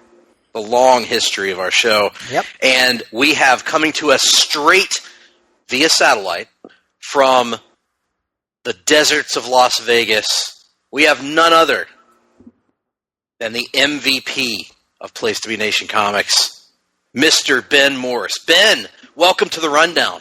Oh my God, guys, what an honor to be the first guest on the rundown. And what a great time to join up. I'm so happy to be part of Dark Knight Month. And I'm really chomping to discuss Batman v Superman, Dawn of Justice, the next part of Christopher Nolan's Dark Knight quadrilogy.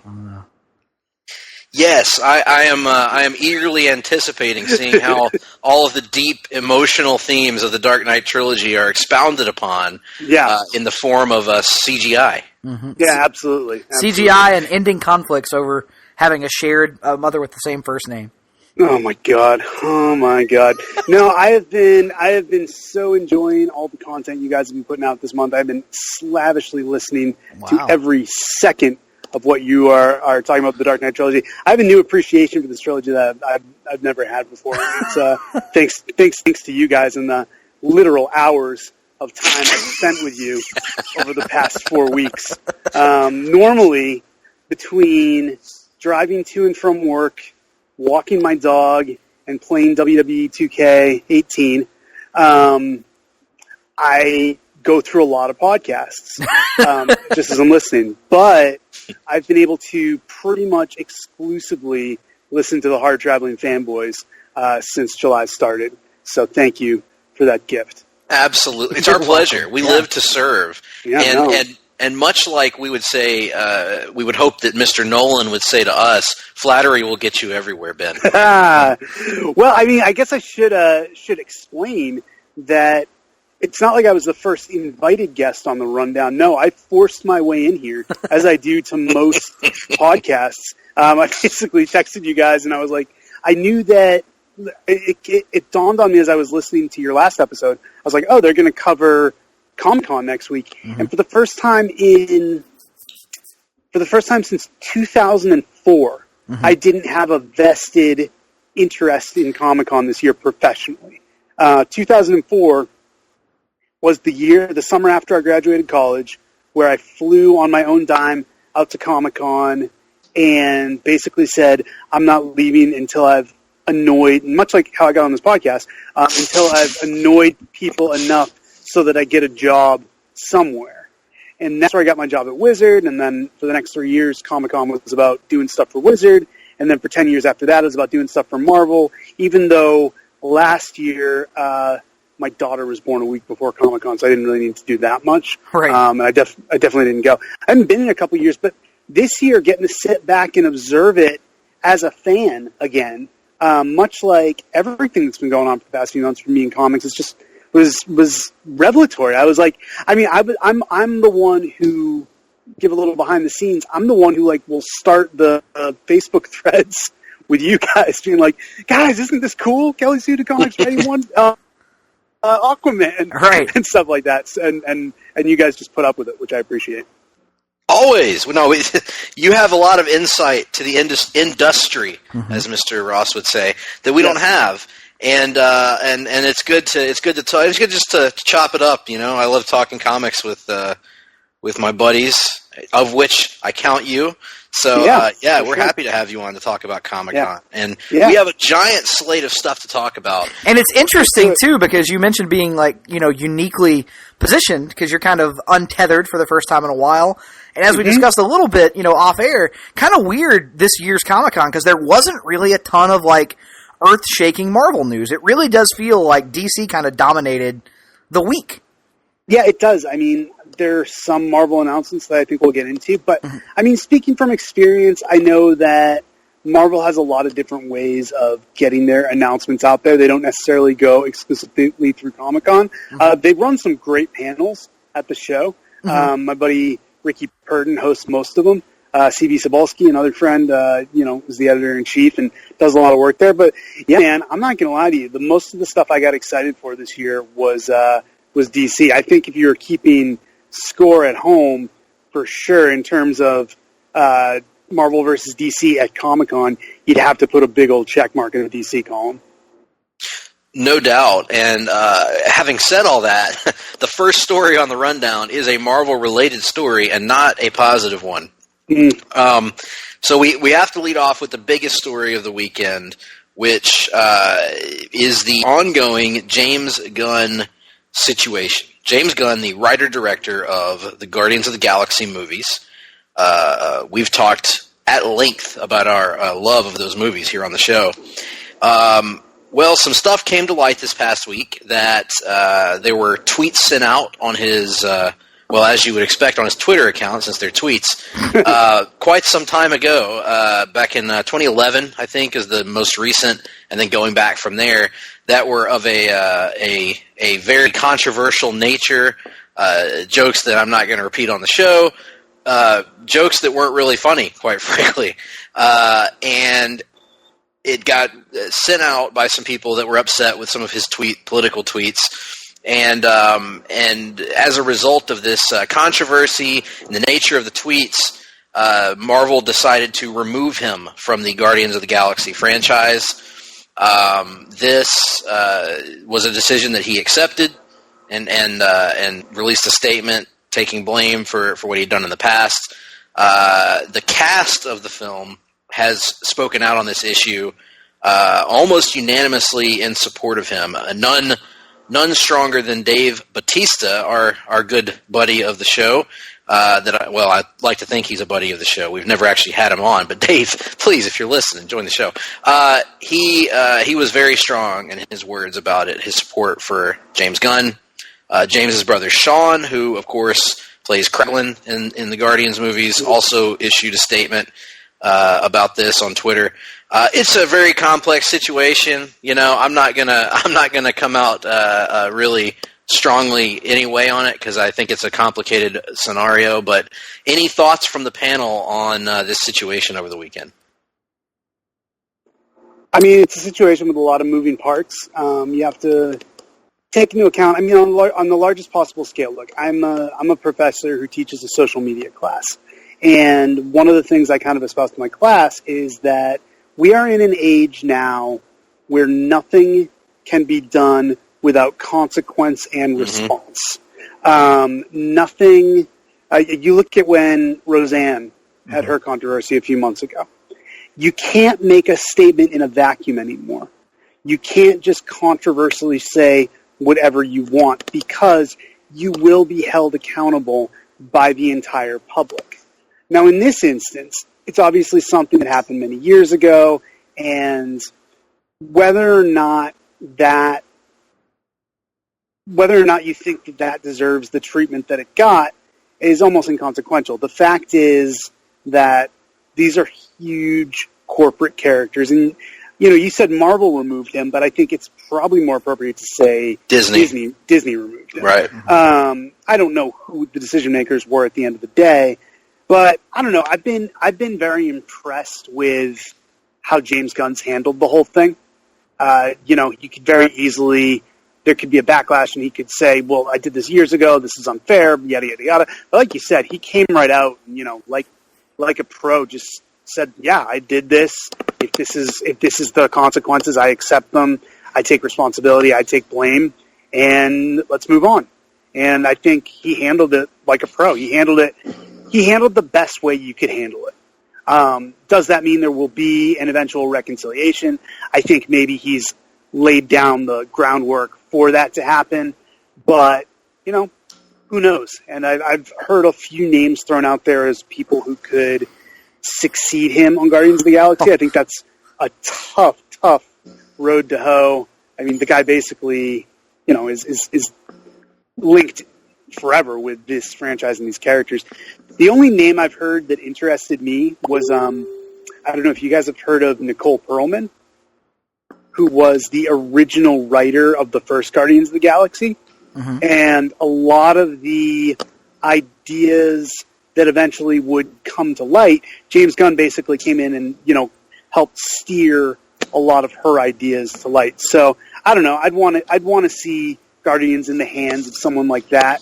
But at the end of the day, it's hugely disappointing. And the motivation of some of the people who took him down obviously is disheartening, to say the least. So it's not a happy situation by any means. Totally agree. I think that's pretty much a perfect take on it. I completely I deal with a public university's social media account pretty regularly, so I can 100% see where Disney's decision making came from on this. On the flip side, I also think that it's Gunn has handled it very well, and I think it's a situation that maybe isn't consistent with some of the other handlings of these situations. But at the end of the day, I can't blame Marvel for doing what they did, or DC, or Disney rather. DC, God, listen to me. My brain's all scattered.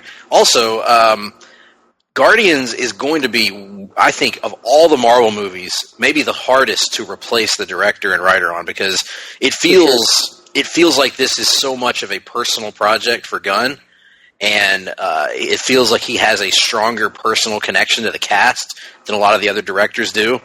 It's going to be interesting to see how it plays out. I know Nick has his wishes and wants on it. Yeah, if I were gonna fantasy cast the next director, how about Taika Waititi? Since it seems like that's really what he wanted to do in the first place, was make a Guardians movie. But that's neither here nor there. I will say this on the situation. I think it is possible to understand the decision while also wishing the decision hadn't been made, while also not endorsing the jokes that James Gunn made. The jokes that James Gunn made were offensive and in poor taste, and to be honest, not all that dissimilar from jokes I've made in my own personal life. So, it's one of those things where I understand why he had to be removed. I just hate the reasoning, the way it came about, and the fallout from it is just so... It's disappointing, is what it is. So here's hoping that, as Ben said, the groundwork has been laid for some sort of eventual reconciliation, because what we have to remember here is there was talk that he wasn't just in the act of writing and preparing to direct Guardians 3. He was apparently going to sit alongside Kevin Feige and kind of help to oversee an entire line of cosmic Marvel films. And I wonder what happens to those plans, at least in the short term, with this departure of his. Do you guys think there's a chance that any of the cast members walk away? I would think they're probably locked into deals, so walking away probably becomes more complicated than they would like it to be. I would think, even if they wanted to, and I honestly can't answer that question. I don't know. Yeah, I don't see anyone walking away from this. Let me put it this way: I don't see Sean Gunn walking away from the movie, and that's his brother. His brother, yep. Yeah. So also, I think tremendous performer on Gilmore Girls. But I think at the end of the day, I could see. I'm guessing, Greg, you're about to say something about Batista. Yeah, his tweets were definitely the strongest on it. I could see him being kind of the most hot-headed of the group and wanting to take a stand. But I don't know. At the end of the day, I feel like cooler heads will prevail, and I don't think anyone's going to walk away from the franchise. Yeah, I don't either. His most recent tweet on it, one of the things he says in it is, what will you do when the cyber Nazis attack you? Who will stand by you? Who will cowardly distance themselves from you? Pretty strong words. So from a strong man. From a strong man, yes. Who we'd love to have on the show. Big Dave, if you're out there listening, come on to the HTF show. We'll let you speak your mind. That'll never happen. But nonetheless, we did have another Marvel story that came out over the last week or so, and that is that one of the most iconic titles, and a special title to you and me both, Ben, Uncanny X-Men is returning. We are finally getting another installment of the classic Marvel's Merry Mutants series, an all-new volume of Uncanny X-Men, which ended back in May 2017. This announcement is, I've been kind of checked out of the X universe for a long time, but it just feels like there should always be an Uncanny X-Men title to me. Am I nuts? No, not nuts at all. It's a formative title for so many of us who got into comics. It is the X-Men title. Now, they revealed very few details about this. I mean, they showed the logo, they said the name, and they're like, Uncanny X-Men will be back in the fall. What my hopes are is that with everything going on in the larger business sphere, whether Fox is being acquired by Disney, whatever, I just want to see a recommitment to the X-Men as a central part of the Marvel Universe. I want to see the best characters, the best creators, all the best on this franchise because it is and should be one of the flagship franchises of the Marvel Universe. They have some great editors working on X-Men right now. A friend of mine named Jordan White is the lead editor on X-Men. This guy knows and loves these characters more than just about anybody. So it is my hope fervently that I think we've had some decent X-Men stories the last few years with X-Men Gold and X-Men Blue. I think they were a cut above what we had right before that, but I think they can do better. And I think there's still potential to move the X-Men back to the point where they're right up there alongside Avengers as one of the core team concepts of Marvel. And so I hope that this commitment to Uncanny X-Men, number one, I'd love to see the original numbering back. Mm-hmm. I don't know where they would be, but whatever. That's just like screaming out into space because I know it's never going to happen. But I would love to see Uncanny X-Men back, assuming it's thrown as one of the most important titles in comics. Yeah, I want to see it be just as important as Avengers, or I could argue when I was a kid, more important than Avengers. Oh, yeah, sure. But just to that same level, and yet different. To have its own identity, that it's not Avengers light, which I think X-Men has come off as in recent years at times. I think the mingling of the teams diluted the brand a little bit. I think there's a lot of things that we could point to, but like you, I hope it gets back to the strength of these characters, understanding what made them work, and maybe embracing the differences of these characters as opposed to kind of homogenizing them a little bit. So looking forward to a new commitment to the X-Men going forward. And Nick, I know you've got a lot of deep thoughts on the X-Men. Yeah. You guys summed it up. The X-Men are not my place of expertise. They are not the thing that they mean to you guys, being so well versed in the golden age of the X-Men, in the late 80s and early 90s. So, yeah, I'm glad to see that this classic title is coming back, and I'm kind of like Ben. The only thing I really want out of it, because I'm not attached to the X-Men, I would love to see the industry as a whole re-embrace traditional numbering and stop thinking that every 6 months everything needs a new number one because it's just annoying. Please. So, Isn't it amazing that and Ben, you can speak to this as well. When I was a kid, I would pick up like Batman 425, and I would have no problem just accepting that this book had been going on for 425 issues and just go on from there.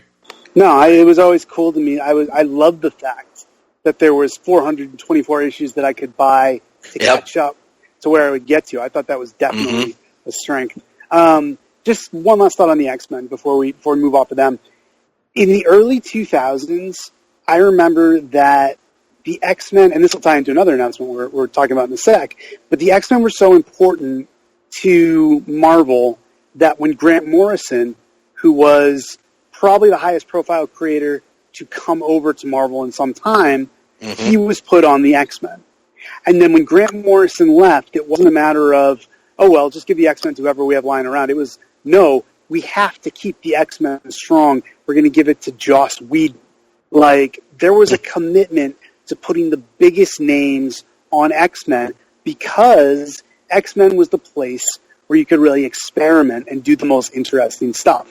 I would like to see a return to that. I don't want it to just be, no offense to the current crop of writers at Marvel, but I want to see someone come in with a big new idea and do something groundbreaking with X-Men. I don't want to just see a retread. I don't want to see another Sentinel story. I don't want to see another Dark Phoenix saga. I want to see something new, something exciting. What's always made the X-Men work is when they're on the cutting edge of comics, and I want to see a return to that. Right, for better or worse, whether people liked it or didn't like it.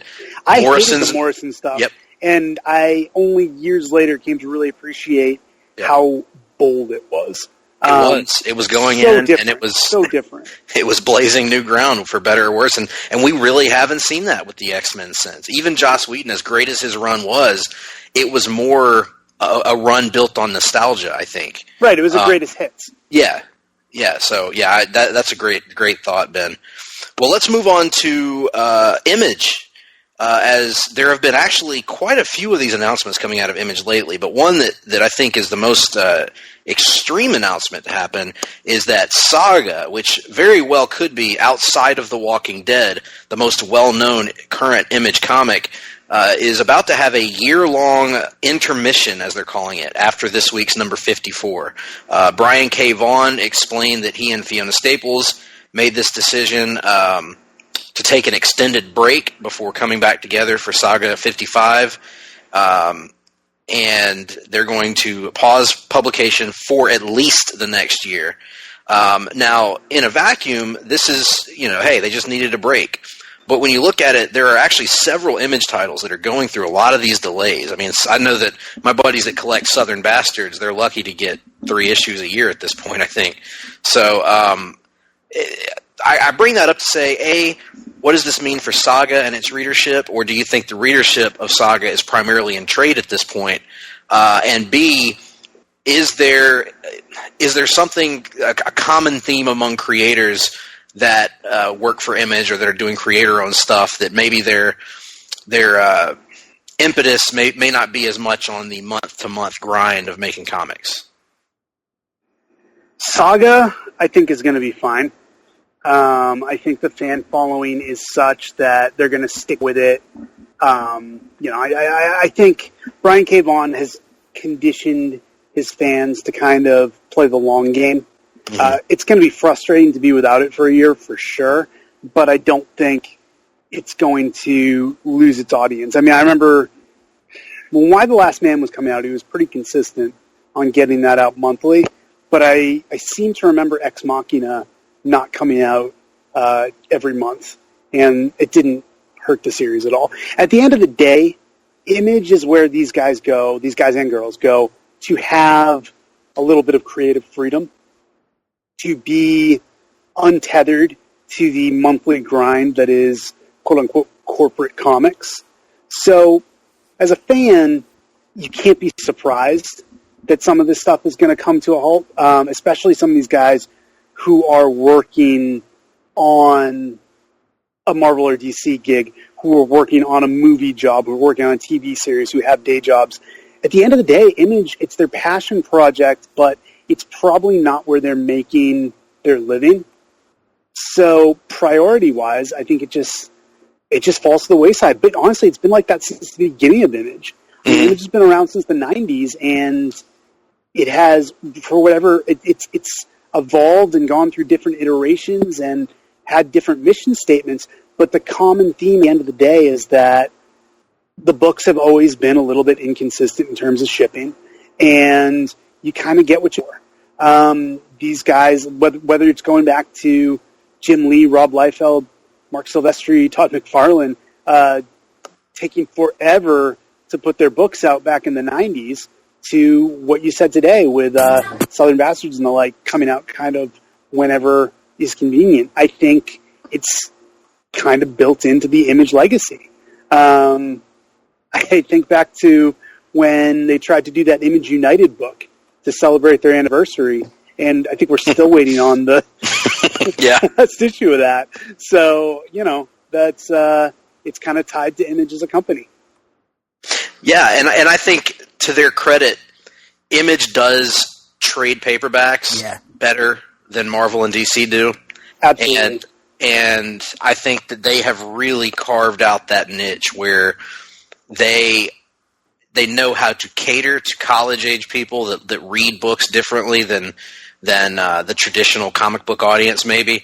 And they have really learned to get into the bookstores and to get them out quickly, to get them out, most importantly, affordably. And I think that's how I consume my Image books. Yeah, I think you hit on a great point there. Because the trade paperback model is so strong with Image, and because I feel like I don't have the numbers in front of me to back this up, but it just feels like the trade readers make up a larger percentage of Image's readership than they do for Marvel or DC. I don't know why it feels that way to me. Just being in the shops every week, it seems to be that way. So I don't think this is as big of a deal, even though you do always hate to feel like you're losing even a little bit of momentum by being gone for a year. But like Ben said, I think Saga's readership is so entrenched at this point, I don't anticipate this having much of an impact in that regard, and could arguably be a good thing for the book if these two, if Brian K. Vaughan and Fiona Staples, get away for a little while, clear their heads, and come back. They may come back creatively recharged and ready to kick ass on the book all over again. So, tough to say if this is going to have any real negative impact, but we'll see a year from now, I guess. Yes, and I'm going to mix up our format just a little bit because there's a natural transition in there. Mm-hmm. Ben was talking about the classic era of Image. One of the guys associated with that era of comics in general, Marvel, Image, Mark Silvestri. He is making a return to mainstream superhero comics as he is working on writing and drawing a Batman-Joker Deadly Duo team-up book. This was announced at Comic-Con. Silvestri's writing, drawing, and inking. It's expected to run for 7 issues. He describes it as the worst team-up ever. Joker is loving it, but Batman hates it. I know, Nick, that Silvestri was kind of gone from the public eye largely by the time you started getting into comics, but he's one of those guys that was very much right in the conversation with your Jim Lees and your Rob Liefelds and your Todd McFarlanes. And in fact, I think, Ben, you might be able to help me with the timeline here. I believe he was drawing Uncanny right before Jim Lee came on. Is that correct, or was it after? That is correct. Mark Silvestri preceded Jim Lee on Uncanny X-Men, and then when Jim took over Uncanny X-Men, Mark Silvestri moved over to Wolverine. That's right. He had a pretty impactful run there as well. Yeah, and I actually have the Claremont and Jim Lee X-Men Omnibus, the first volume, and the early issues, probably like the first, 4 or 5 issues in there are Silvestri drawn, and they're excellent. He had a very unique style, and I don't know, I think it's kind of cool to see him returning to comics, even if it is on Batman instead of the X-Men.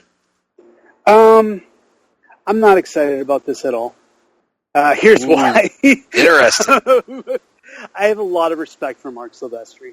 Like you said, he was a formative X-Men artist. Before Jim Lee came along, he brought a style to the book that was unique, and it was vibrant, and it was colorful, and it was everything you wanted it to be. There's a lot of energy to that early Silvestri work. And actually, honestly, I don't know if you remember this, Greg, but he came back to X-Men sometime around 2004 or so to draw the final arc of Grant Morrison's X-Men, the thing we were just talking about before. That's right. Yeah. And he did a great job there too. The reason I'm not excited for this project is Mark Silvestri as an artist, fantastic, generational guy. Mark Silvestri as a writer, not really a proven track record of hits.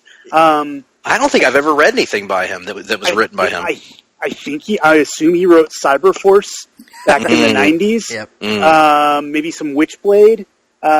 Stuff that's not memorable in the least. Stuff that was beautiful because he was drawing it, but I don't think he has any real writing chops. And to me, there's so much good Batman product that is going to be available over the next few months, and we're going to talk about a bunch of them, that it's like, if you're telling me I can only spend X amount of dollars on Batman, I'm not going to spend it on a Mark Silvestri written Batman Joker team up, which it's one of those things that, like, I can tell in his mind, and again, all due respect to the guy, but in his mind it probably sounds revolutionary, but to me it's just a concept we've seen plenty of times. I don't need to see the Joker and Batman on the same side again, and man, maybe I'll look at the first cover and think it looks pretty, but Mark Silvestri's art is not enough of a draw to me to get me to want to buy this book. It's kind of like Brian Hitch coming over to DC in that regard, in that they're taking a creator with some name value and letting him do his own thing by not just drawing but also writing, when the writing track record is a little bit unproven. So, or look at David Finch before that. Yeah, there you go. Good point. So, I don't know. Again, I guess cartoony anime style that kind of took over later in comics. So I guess I'm happy to see those guys get a chance to come back again, but you never know how it'll turn out. Gonna be interesting. I'd be much more interested to see him paired with an A-list writer. Right. In the same way that I'm infinitely more interested in what since Nick used a good comparison of Brian Hitch, I'm so much more interested in seeing what Brian Hitch does on this Hawkman book, where he's paired with a veteran writer, as opposed to Brian Hitch writing and drawing Justice League. Right. Like, there's just so much more. So I don't know. It'll be a pretty book, but I don't know how much substance it'll have. Or even by the end of his Justice League run, where he was writing it and not drawing it, which no one wanted that. Yeah. Yeah, no doubt. Well, let's follow this with a pair of Batman announcements. We're going to package these together a little bit. We've got two Scott Snyder announcements first. He, of course, had this classic Batman run with Greg Capullo during the New 52, undoubtedly the highlight of the New 52. And they have announced that they are going to be telling their final Batman story, and it will be called Batman Last Night on Earth. It is going to be part of DC's Black Label. It'll be a 3-issue, double-sized, limited series that they say will be the last of their Batman stories. And the premise is kind of interesting. It involves the Joker's head alive in a jar.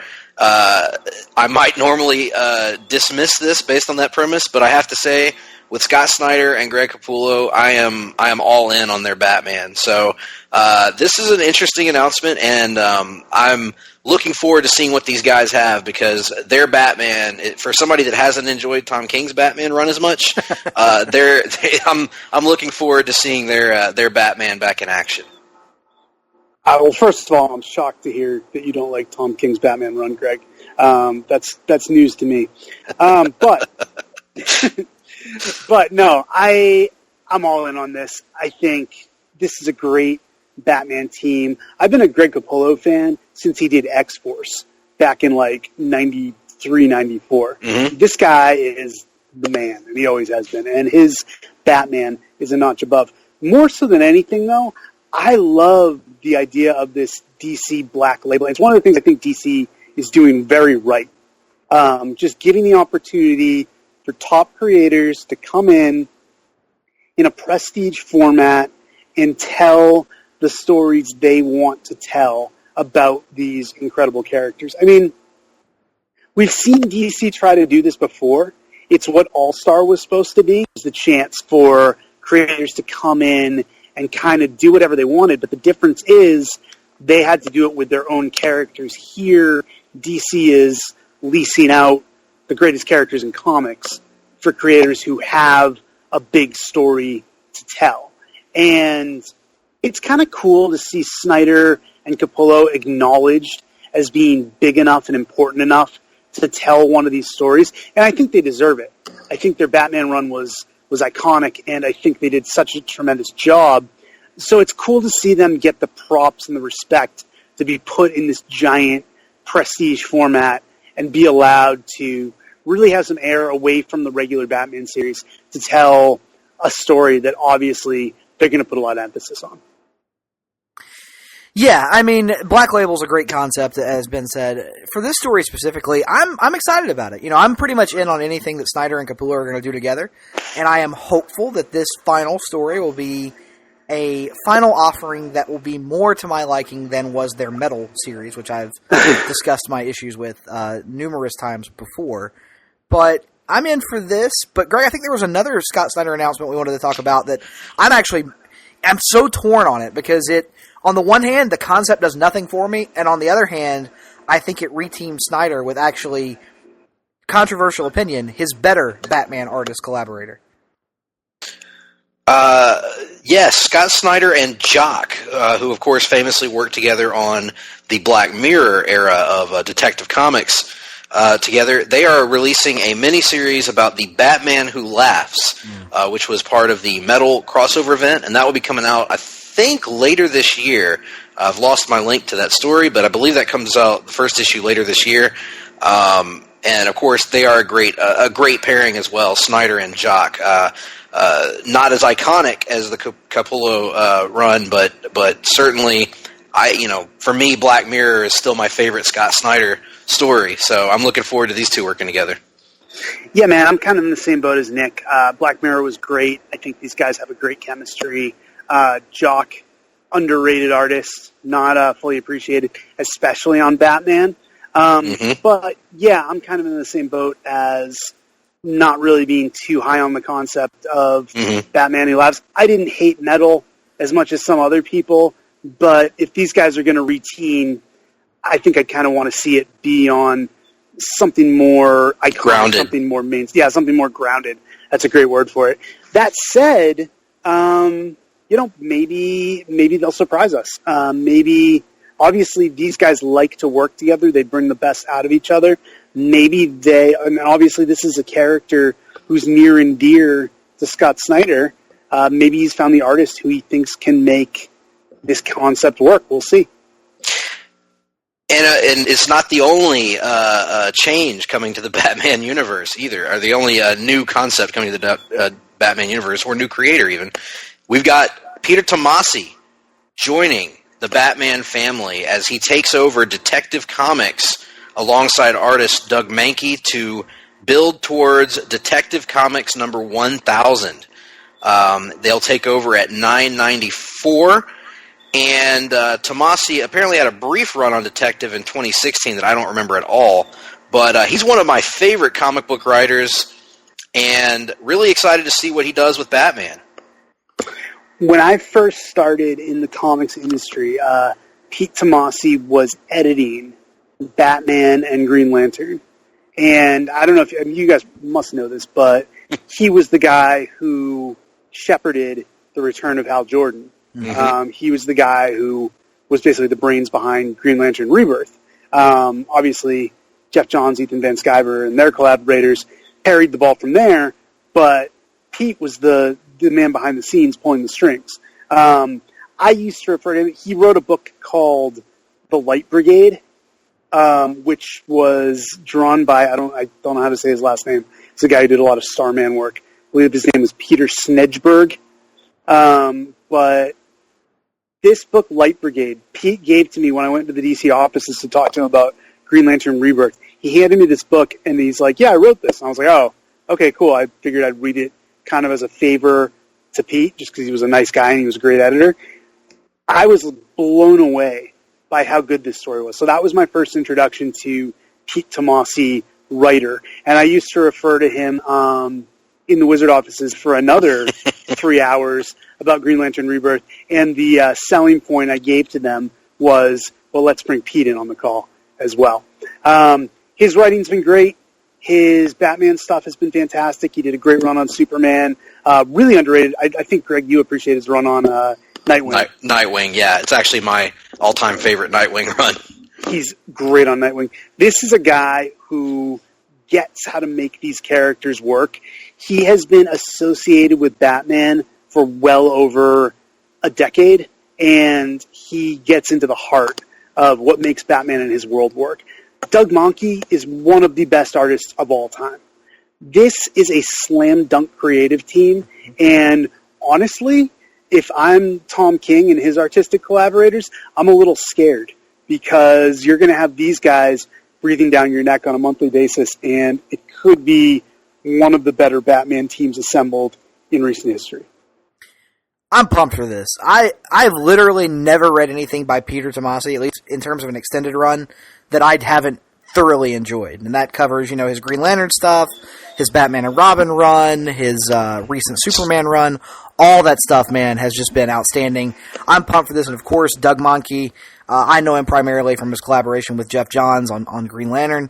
I'm pumped for this. And while I think there is an argument, like Ben said, to be made about Tom King need to be a little nervous, I think knowing the story sensibilities that Tomasi has brought to his other stuff, this will be a more traditionally paced Batman run that will offer something to the longtime Batman fan who perhaps isn't enjoying Tom King's run. So I think it's going to kind of wind up being best of both worlds. You're going to have the Tom King stuff, and you're going to have this that appeals to a different sensibility. So that's the important thing. If you're going to have Batman and Detective, just like if you're going to have Superman in action, make sure that the two titles are offering something different instead of being, retreading the same material over and over again.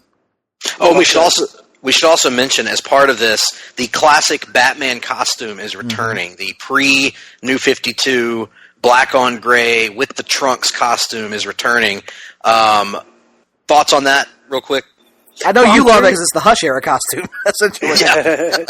Very much. I was actually very curious to hear from you guys, who obviously, as evidenced by the last few weeks, are much bigger Batman fans than anyone in the world. I wanted to hear what you guys thought about that, because for me, the Superman costume change was a big deal. I always wanted him back in the traditional costume, but for me, Batman, he's had little tweaks to his costume through the years. Right. It's never bothered me that they've wandered too far off the classic one. So to me, this wasn't a huge deal, but I was curious to hear what you guys thought about it. Yeah, I mean, I think it's cool. Like, it's a cool nod to... And I don't even... When you say the classic Batman costume, that can mean so many different things, because... Yeah, exactly. He doesn't have one classic costume. Yeah, because I would argue, like, the blue cowl from the Denny O'Neil and that era of Batman comics is just as classic as this look we're talking about here.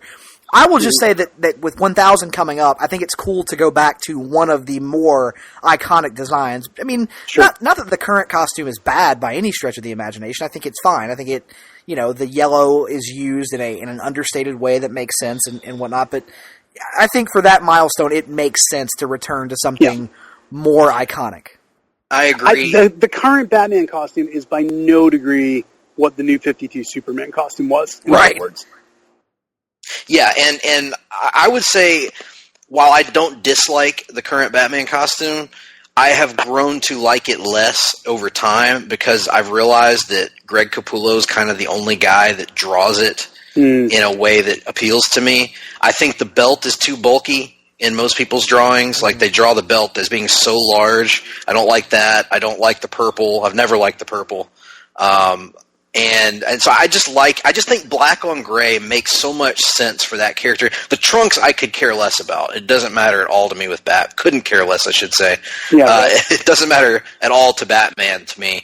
But the actual color scheme, I'm glad that they're simplifying, because I think that as we, maybe one day we'll talk about with the Flash, I think sometimes you can overthink these costumes a little bit, and they work and they last for a reason. So I'm glad to see it back. And where does that leave us? We are on the Three Jokers.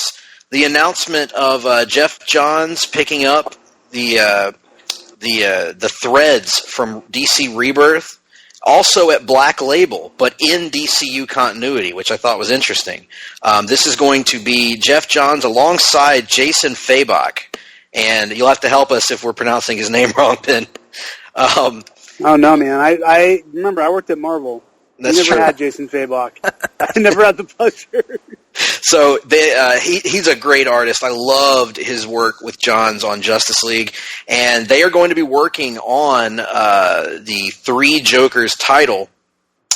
And John says that it focuses on Bruce, Barbara, and Jason, and explores a new facet of who Bruce Wayne is that's never been seen in comics. It connects him to the Joker in a way that will change their relationship forever.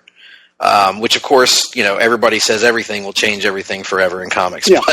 But I have a lot of faith in Jeff Johns, obviously. He's my favorite writer. Fabok's an amazing artist. And I can't wait for this series to happen. I was a little surprised to hear it announced at this point because Johns has so many irons in the fire right now. Yeah, I think this is we start to see the benefits of Jeff Johns stepping away from his more executive role to get back into the creative game. Is we see the guy who, once upon a time was writing Flash and JSA and Green Lantern and a million other things all at the same time. He's certainly capable of doing it. And not much to add to what you said, Greg. This is one of the best to ever do it in terms of writing comics, re-teaming up with incredible young talent on an endlessly fascinating character or group of characters with a new spin being put on them. So as far as new projects go, I don't think it's going to get much better than this. Yeah, I got to be honest. The whole Three Jokers idea is one that I'm not necessarily in love with, but if there's going to be anybody on the face of the planet I'm going to have faith in to execute it well, it's Jeff Johns. I mean, Greg, you and I have made no secret of the fact he's our favorite comic book writer going today.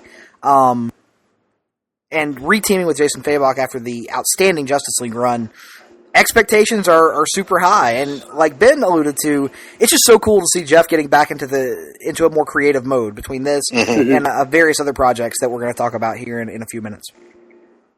And probably the most iconic Jeff Johns run in comics, certainly to Nick and I at least, is his Green Lantern run. And what we've seen in the last few years is Robert Venditti took over Green Lantern, and after some bumps in the road, had a really nice run on it. And so what we're seeing now is a new announcement for a new team taking over a brand new volume of Green Lantern, which carries with it a lot of weight, a lot of ramifications. But we are getting the incredibly popular writer Grant Morrison being paired with a guy that has actually appeared on Place to Be Nation Pop on Sellers Point's podcast. Great episode that people should seek out in the archives, and that is artist Liam Sharp. And they are going to be relaunching Green Lantern as a police procedural focusing on Hal Jordan's life as a space cop. And according to Morrison, instead of big, epic 12-part stories, it's going to be focused on Hal's everyday life, the concept of him as a space cop that patrols a sector of the universe where anything can happen. Nick, I know that you've got thoughts, so I'm going to let you go first on this topic. You're trying to bait me is what you're trying to do. I am as torn about this as I could possibly be when it comes to a comics announcement from Comic-Con. On the one hand, Green Lantern, a concept that I know and love and want to see be promoted and treated like an A-list property, is being given an A-list creative team and a relaunch that's going to feature Hal Jordan as the lead character. Exciting. Liam Sharp, one of an artist that I was heretofore pretty much unfamiliar with prior to his wonderful Wonder Woman collaboration with Greg Rucka for DC Rebirth. Glad to see him getting a big A-list assignment. We're high on it. I hate it. I think it's one of the worst Batman runs I've ever read. I think it misses so much of what draws me to that character. And to be honest, after reading, I believe it was a CBR piece that revealed this, where there are direct quotes saying, we're going to be looking at the idea of if Hal Jordan is actually a good guy. Dudes, we did this for 15 years with Jeff Johns, and the answer was overwhelmingly, yes, he's a good person, he's redeemed, we've moved past all that, and I don't have faith in Grant Morrison as a writer to explore that in any new dynamic that is going to make me want to question Hal Jordan's dedication to being a hero again. I'm sorry, it just isn't. It's going to be interesting to see which Grant Morrison shows up to write Green Lantern. Mm-hmm. Is it going to be the guy who wrote one of the best Superman stories of all time, an All-Star Superman, or is it going to be the guy who wrote one of the most uninspired Superman stories of all time in his Action Comics run? Is it going to be the guy who did something really bold and daring with Multiversity, or is it going to be the guy who kind of dropped the ball with Final Crisis? Grant Morrison is about as divisive a writer as you will find in comics. Totally. And if you're a fan of how a character or concept has been done to this point, probably to Nick's attitude, one of the scariest things you can hear is that Grant Morrison is coming, because he does not tend to show a lot of reverence to what has come before. Sometimes he knocks it out of the park with his big concepts. I'd look no further than, when he redefined the JLA, and basically saved that franchise. But his track record, as I just illustrated, is far from perfect. And just the fact that his Green Lantern idea is, to look at this beat cop, street level view of how Hal Jordan does things. I'm interested to see where it goes, but were I more of a Green Lantern fan like you guys were, I would be very wary of where this is going, because I was an X-Men fan in 2001, and like I said, in retrospect, I think he did some pretty cool and groundbreaking stuff with X-Men. I can tell you that in 2001, I wanted him off my book, and I wanted my characters back. So it'll be interesting to track this one. Liam Sharp, great artist. He'll do some great stuff, especially kind of cut loose on a concept like Green Lantern. But yeah, I totally get the trepidation. Everybody that listens to the show knows that Nick and I have pretty similar views on Grant Morrison. I'm not as harsh on him as Nick is, but I hated his Batman run as much as Nick did. And at the same time, and I am the same way about trepidation regarding Morrison approaching my favorite characters. I was that way about Action Comics, even though All-Star Superman was so good. Right. And I was proven right in that regard. But I will say, I've always thought this since the first time I read a Grant Morrison story when I was, probably in my comic book hiatus in high school. I probably started reading his new X-Men and at the library where I lived. And I've always thought if there was a concept in comics that was made for Grant Morrison, that it was Green Lantern. Yeah, I might agree with you. I mean, to me, what drew me to Green Lantern when Jeff Johns was writing it was the big ideas, the just how weird you can get with it. Think back to Alan Moore's classic stories with F. Sharp Bell and things like that. Just the weirdest concepts you can come up with. And Morrison is the weirdest writer that there is in comics. So as I understand the trepidation, I share it, but I'm also kind of a little bit excited to see maybe him go off and do some different things. And for better or worse, as great as Robert Venditti's run has been, his comeback run in the Rebirth was really good, in our opinion, because it was replicating a lot of what Jeff did in his run. Yeah. I think Morrison's going to do something way different, but I think it could also lead to something really memorable. So I'm hoping, I'm hopeful, but also cautious. So cautious optimism. Well, there we go. Rest assured, Greg, if you don't wind up enjoying it, we'll know that there's only one reason for that, and that reason is you just didn't get it. Yes. The old familiar refrain. Yep, of the Grant Morrison fan. Well, another writer was announced for a favorite title of the Hard-Traveling Fanboys over Comic-Con, and that is that Kelly Sue DeConnick is coming over from Marvel to take over as the writer of Aquaman, or, as some who have listened to the show know, Aquaman and his noble seahorse. So she is taking over for Dan Abnett alongside artist Robson Roca.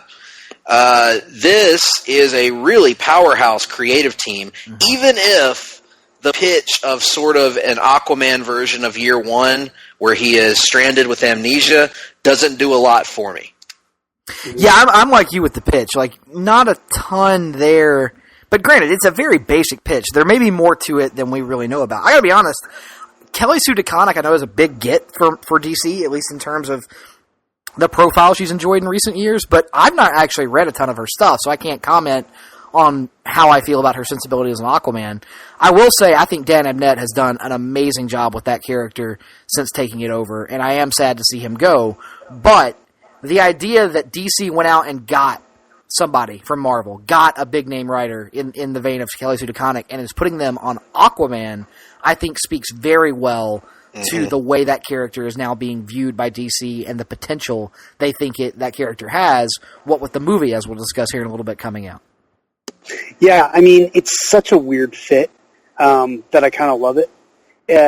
Kelly Sue DeConnick, best known for working on Captain Marvel over at Marvel, and really understanding. I mean, she was a driving force behind revamping that character and making her an A-list character. She was, behind the transition of Carol Danvers from Miss Marvel to Captain Marvel, A-list superhero. Arguably, the main reason for that character's popularity today, I think. I would agree. I think she was one of the driving forces, and that was a great job. I actually was a Kelly Sue DeConnick fan from a lesser known book she did. I don't know how familiar you guys are with the Osborne limited series she did with Emma Rios. Well worth a read. Really great take on Norman Osborn. One of the writers who really understood how to make Norman this unbalanced, psychotic, while at the same time allowing you to take him seriously and not turn him into a joke. She did a really good job on that.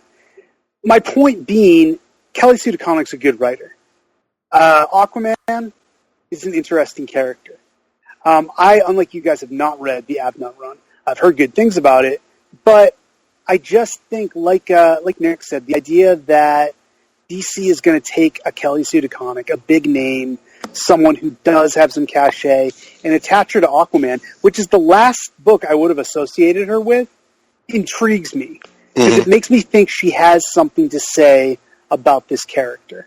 And it makes me think she has an agenda, because Kelly Sue does not just come onto books and kind of write the status quo.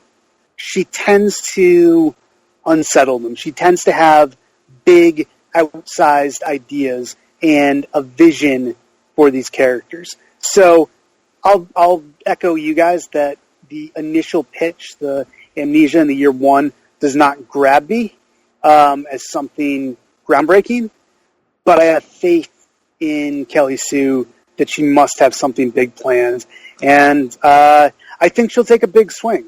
I don't know if it'll connect or not, but I think she'll definitely take a big swing.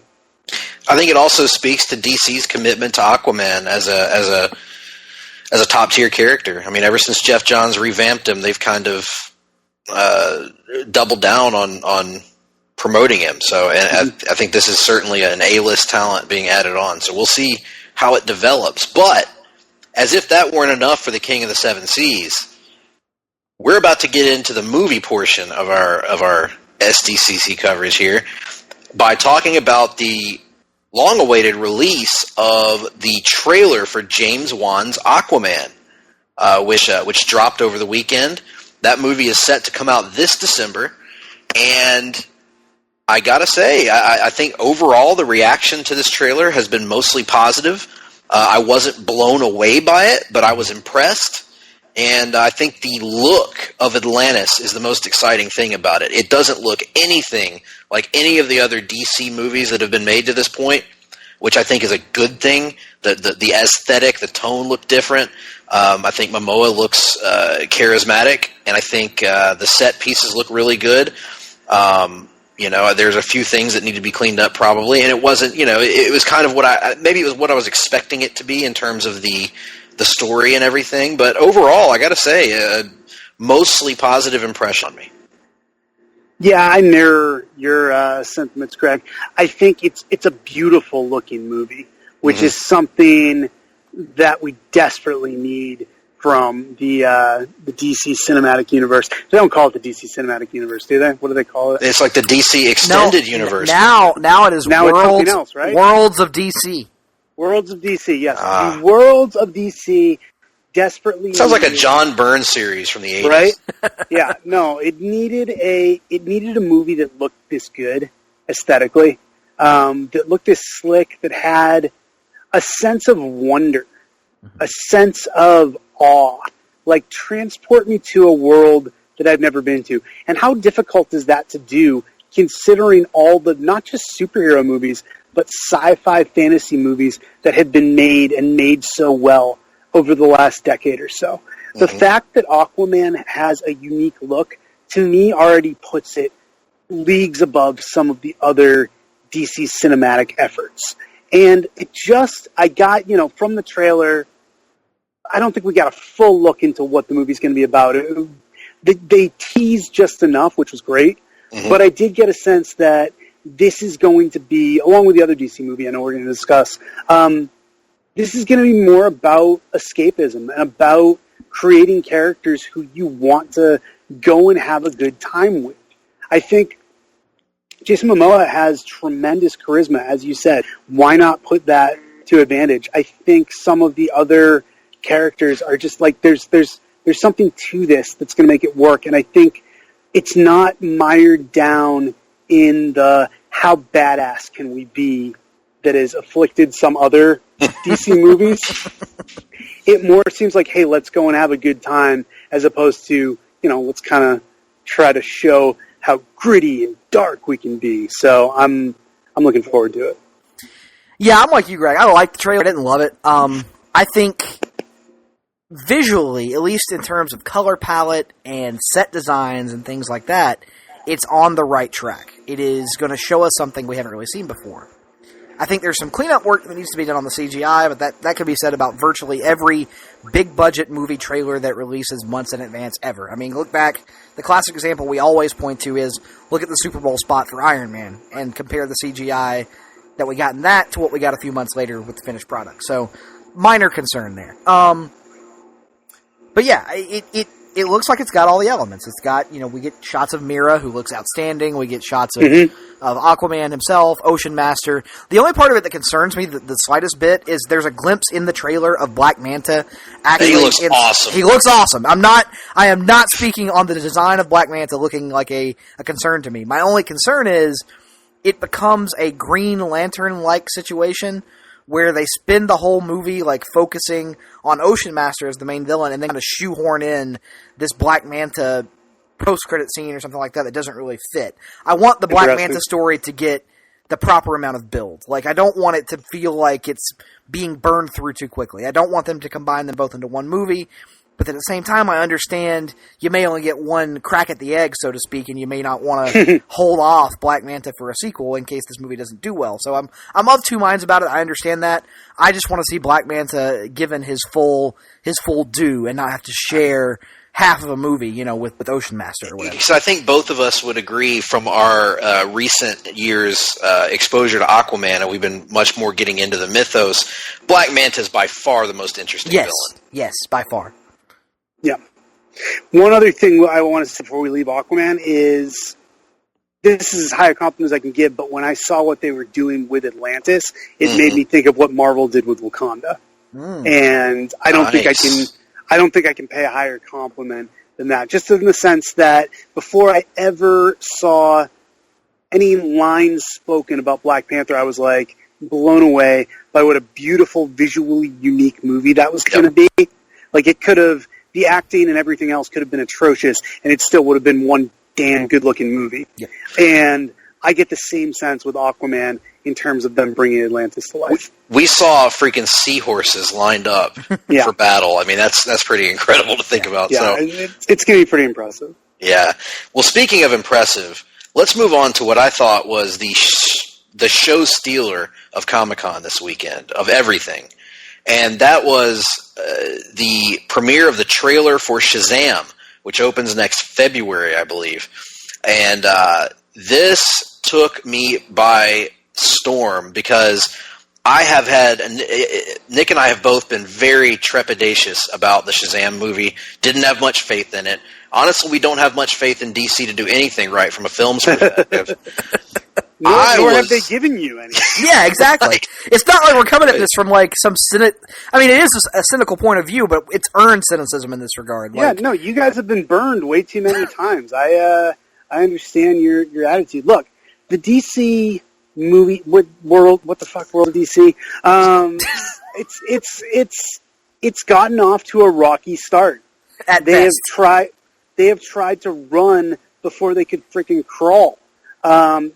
Justice League, here's something for you. I am about as big a comic book fan as you will find. I have not seen Justice League, and it has not been a priority for me to try to rectify that. That's ridiculous. You're not missing anything, honestly. I know I'm not missing anything, but it's just the fact that as a lifelong comic book fan who loves DC and loves these characters, the fact that I'm not, just destroyed by the fact I haven't seen the Justice League movie, I think says a lot. Yeah. And I think they've tried to course correct so many times, and I think you're going to talk. What you guys are going to talk about with the Shazam trailer is there is such a sense of relief, and that okay, yes, they can do this. They know how. I hope for the next few years DC focuses on their individual characters. Yep. Act like Justice League never happened. Give us a good Aquaman movie. Give us a good Shazam movie. For fuck's sake, give us good Green Lantern and Flash movies. And get us excited about these characters so that when we do see them meet in the end, it's something special. It's a big deal. And, DC's running against problems in that they already have a TV universe that has done everything basically that they would want their movie universe to do.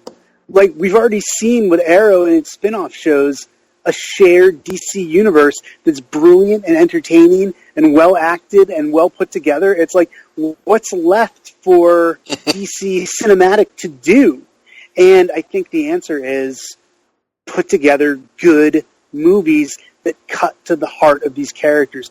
Don't be so concerned with what everyone else is doing. You don't have to catch up to Marvel. You can't catch up to Marvel. They're 10 years ahead of you. Do your own thing.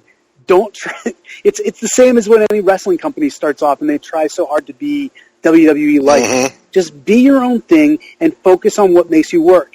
Did you notice that Wonder Woman was a huge success? That's because you didn't worry about anything but making Wonder Woman a great movie. And I think that's what they did with Aquaman, and I think more than anything, that's what it seems like they're doing with Shazam. Exactly. And I think... Oh, go ahead, Nick. No, you're fine. Go ahead, Greg.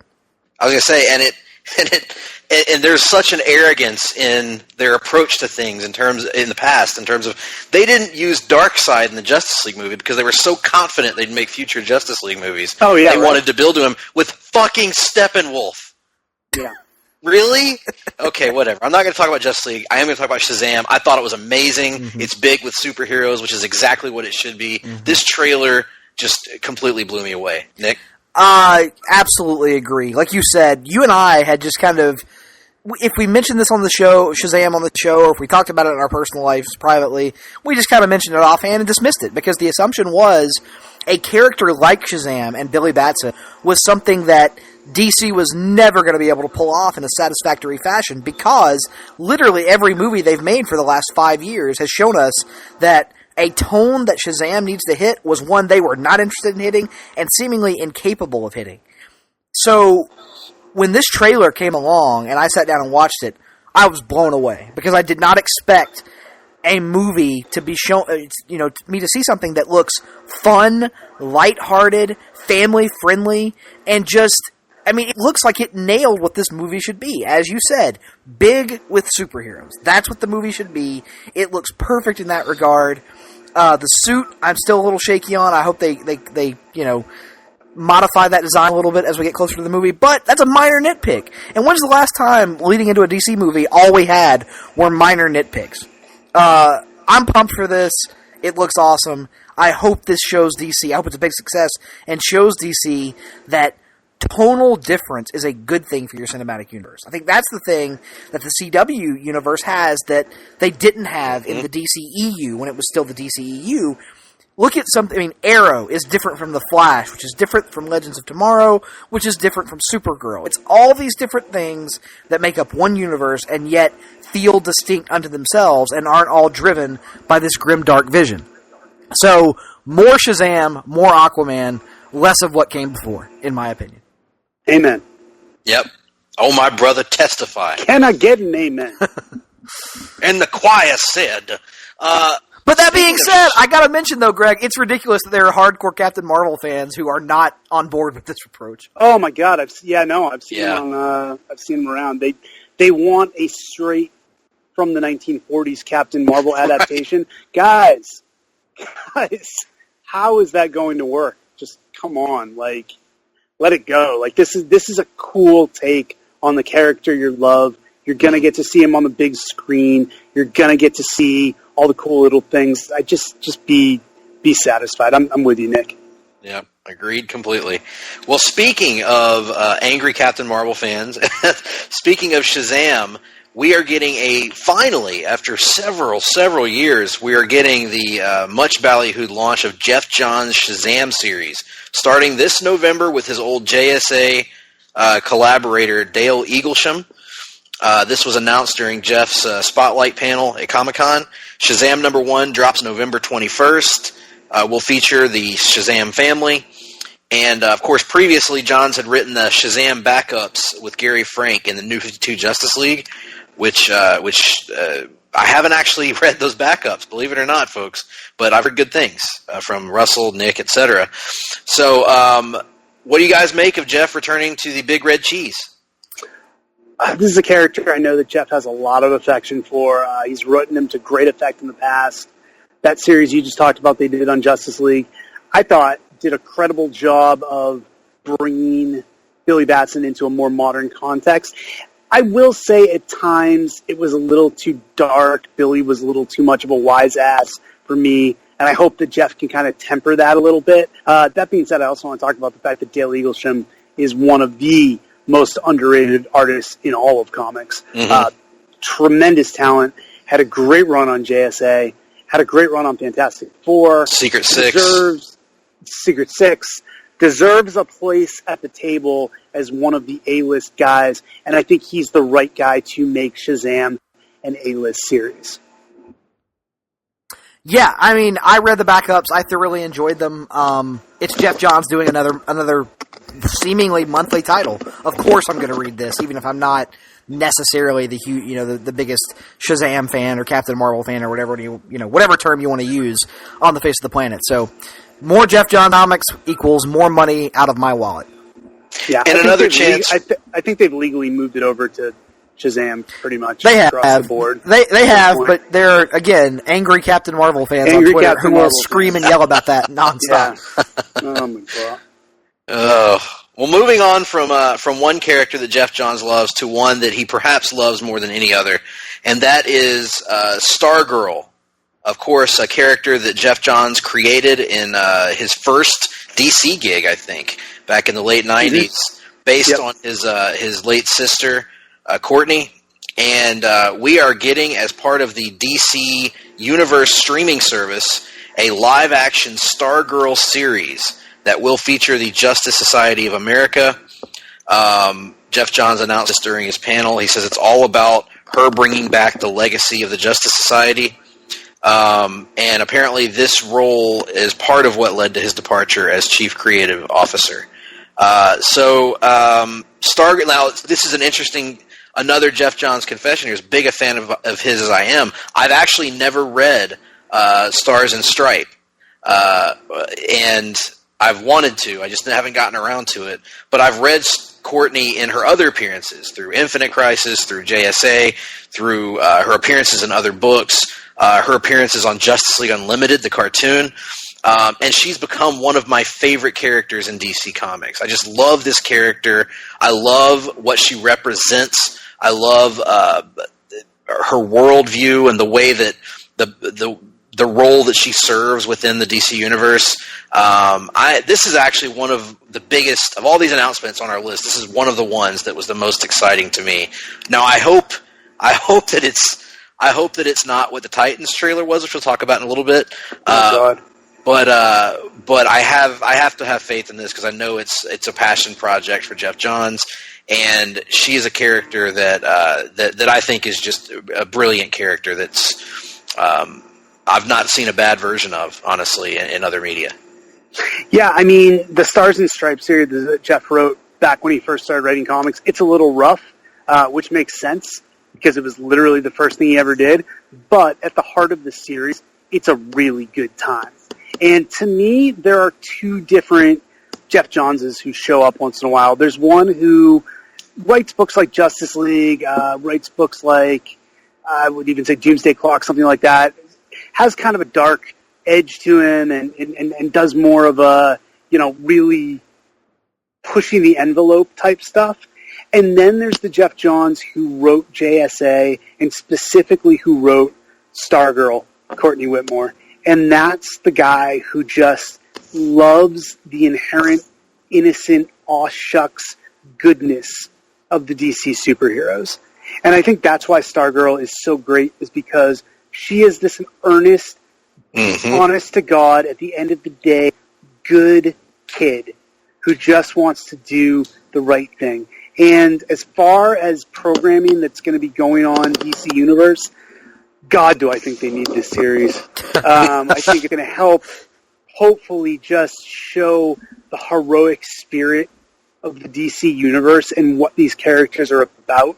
I'll be very interested to see who they get to play Courtney. She was also actually on Smallville, back when Smallville was still on the air. And yes. They did a great job with her there, to your point of all her adaptations being good. So, showed up briefly on Legends of Tomorrow as well.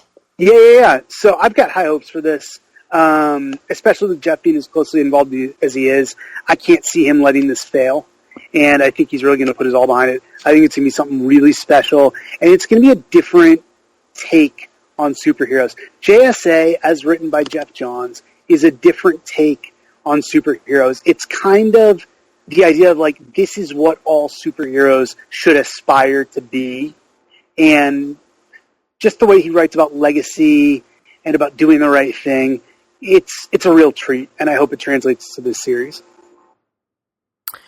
Yeah, I mean, I've obviously not read as much Stargirl as either of you guys have, but I do know that it's a deeply personal project for Jeff Johns, and as you guys have alluded to, with that level of commitment to the project, that has to come through at least somewhat in the finished product. So, with the current state of DC Universe and the other programming we know is going to be on there, I would echo Ben's thoughts that let's hope this provides something different than the other live-action show we got a glimpse at from Comic-Con. Please, dear God, be something different from that.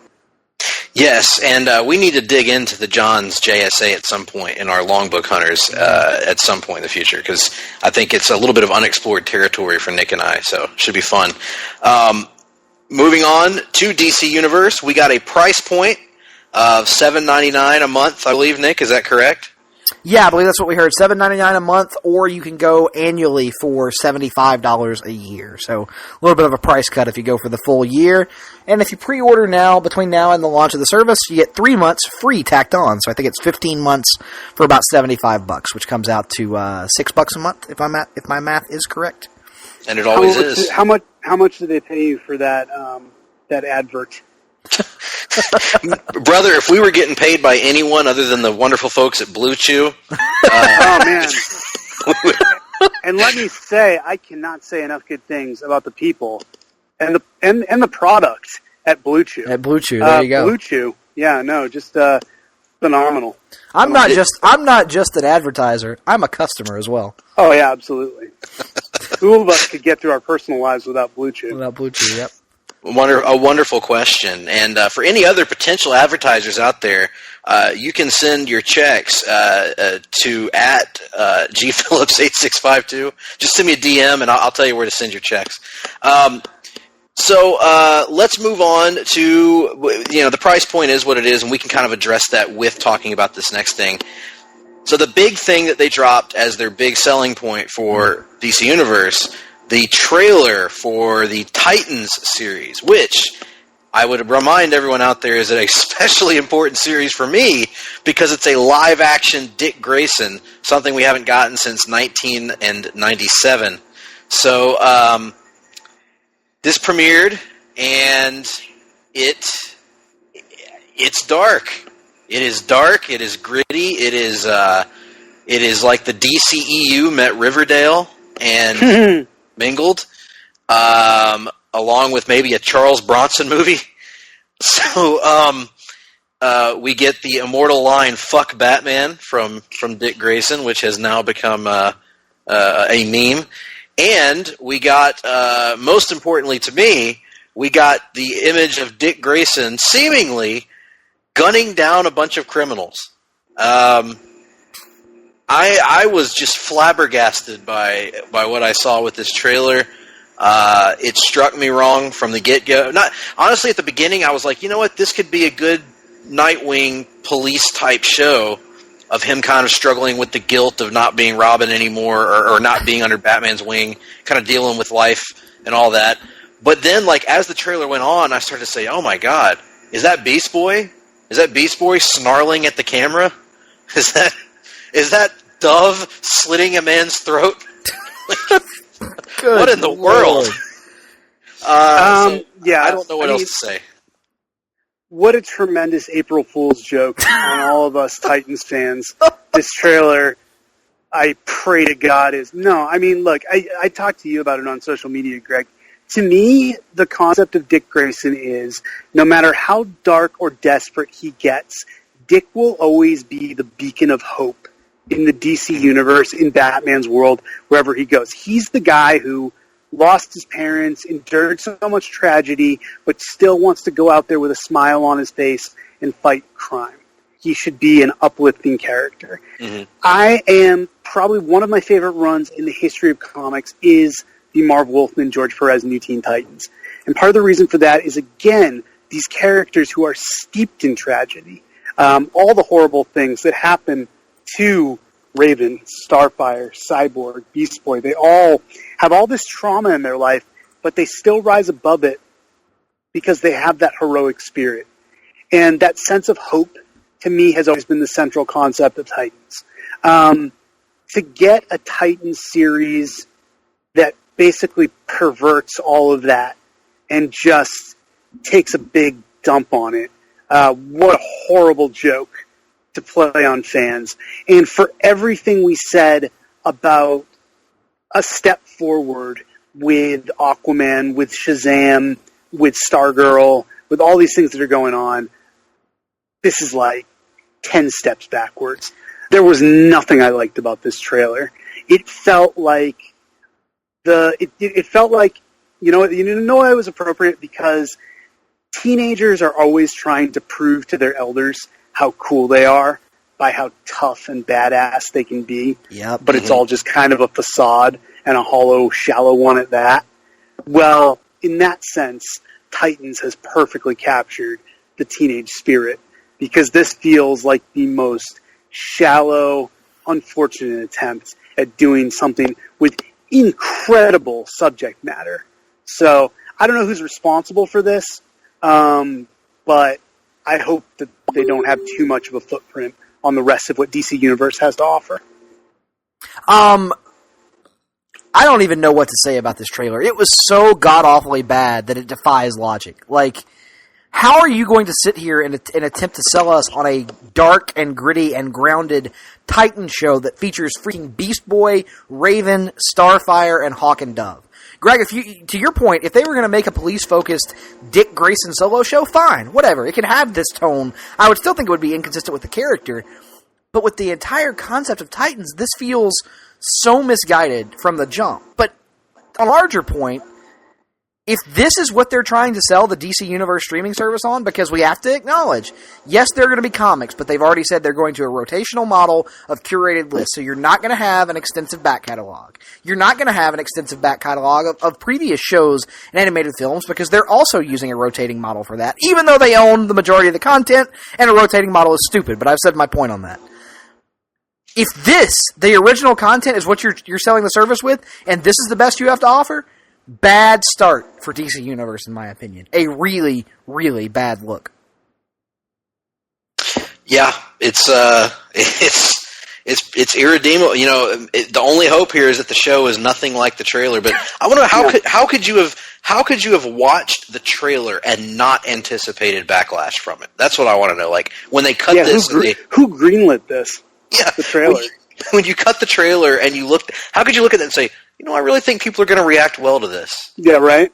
Oh. Very bizarre. Well, due to time constraints, we're going to wrap it here. We're cutting a few things out of our list, but I do want to give everyone a chance. One thing that we haven't talked about yet from Comic-Con that you wanted to bring a little bit of attention to.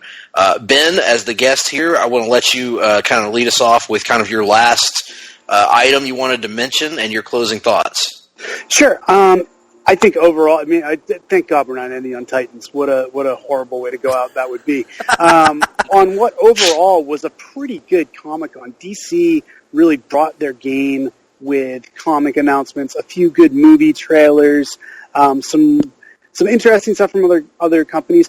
I'll go out on what I thought was actually kind of flew under the radar, but it's a pretty exciting announcement from Marvel, and that's that. Under the leadership of Donny Cates, Marvel Knights is going to be coming back.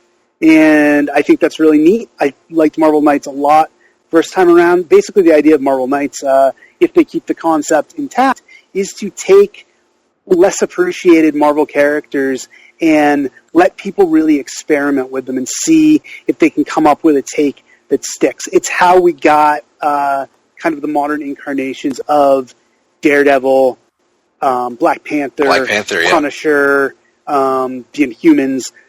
Some of the most iconic takes on these characters emerged from the original Marvel Knights. Donny Cates is an interesting dude with a lot of big, cool ideas. And I think as far as a guy who's going to experiment and try to tap into new ideas of what makes characters work, he's a good choice. Apparently he was an intern when I was at Marvel, but I never met him.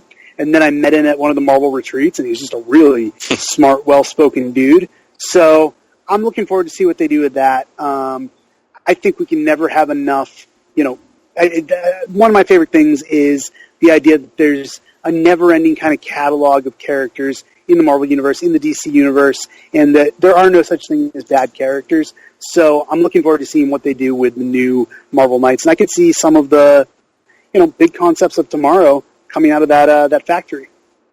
Interesting note about Donny Cates. When I first started seeing his name pop up online a couple years ago, for some reason mentally, I was confusing him with Cary Bates, the old Flash writer. So I thought interesting if Cary Bates was back, and in a major position of power at Marvel Knights, no less. Absolutely. So Nick, anything we haven't talked about yet that you wanted to bring attention to?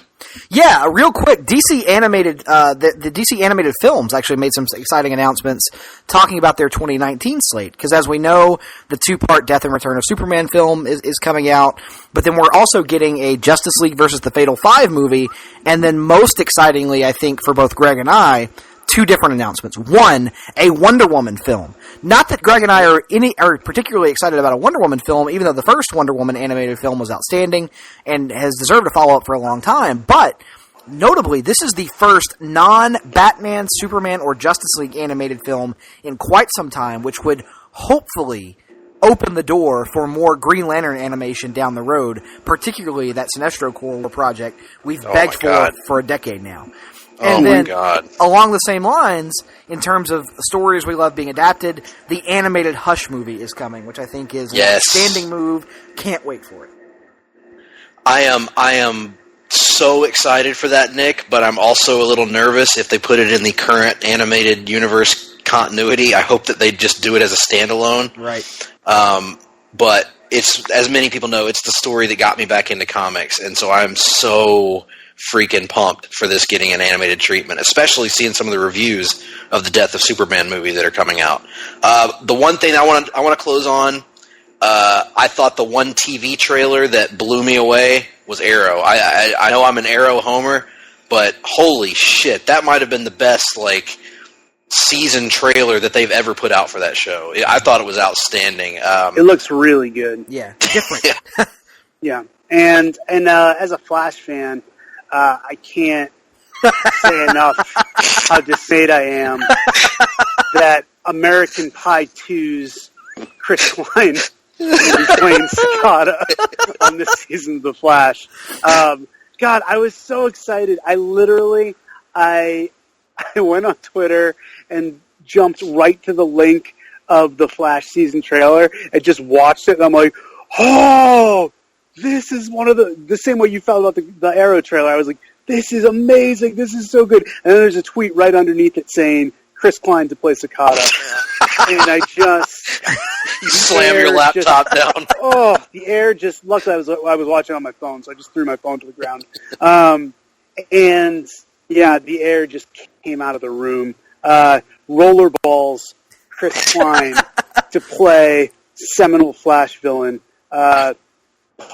Could not be a worse choice. I don't know of any rollerball. I only know of Rollerball! Yeah, right? No. Rollerball featuring cameos by Paul Heyman and Shane McMahon. Classic film. But, yeah, wow. What a way to close out Comic-Con with Chris Klein. Chris Klein. Yes, our Chris friend Klein, Jeremy the man, Reynolds the myth, the legend. has long made the argument, since we were in college, actually. He would make the argument to anyone, whether they were talking about movies or not, that, hey, did you know that Chris Klein is the worst actor working? The worst actor in all of moviedom. I was ripping off you guys' tagline there. Very good, very good. Very good. Well, Chris Klein, yes, that's a bad note to end on, but we're going to end there. Ben, so much good stuff, guys. Yeah. We covered so much stuff to be excited about. Don't get stressed out about Titans and Chris Klein. They're not the headline here. There's a lot of good stuff going on in comics. Yep. Yes, including Cody Rhodes' long-awaited return. Yes. Very happy for him. So, folks, thanks for listening. Ben, thank you so much for joining us. Thank you for having me, guys, because, again, I know I kind of strong-armed my way on here. Thank you for having me, and we'll have to do this again in the future. Absolutely. No doubt. And in the meantime, next week we'll be right back here, same time, same place, with Hard Travelers for Hire, as we will be taking a look at Spider-Man Homecoming. Should be an interesting episode. Nick, any final thoughts? No, I think Dark Knight Month has been a blast. Doing this rundown here with Ben has been a blast. And so, sad to see July go, but looking forward to what August has to offer. In the meantime, go home, read some comics, and get ready for next week's Hard-Traveling Fanboys. To know just how alone you really are.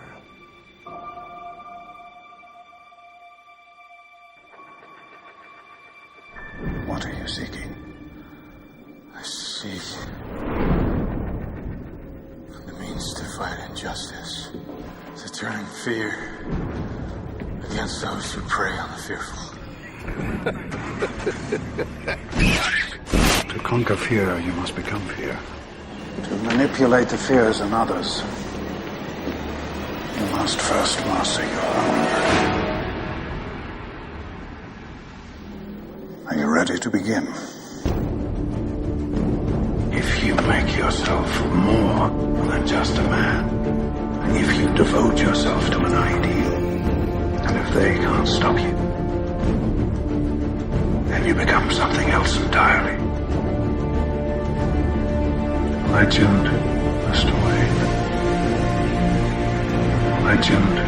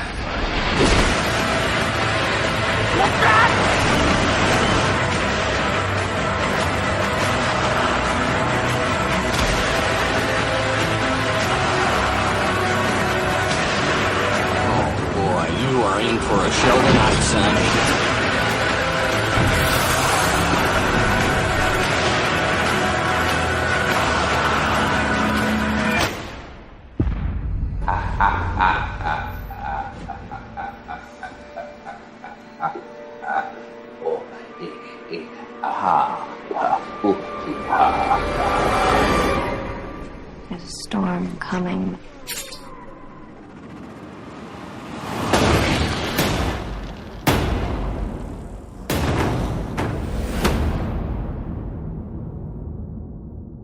And here we go.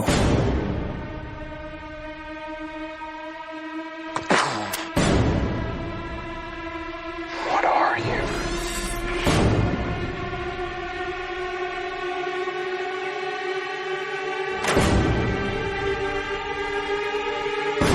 You either die a hero, or you live long enough to see yourself become the villain. I'm sorry, Harvey. No. No, you're not. Not yet.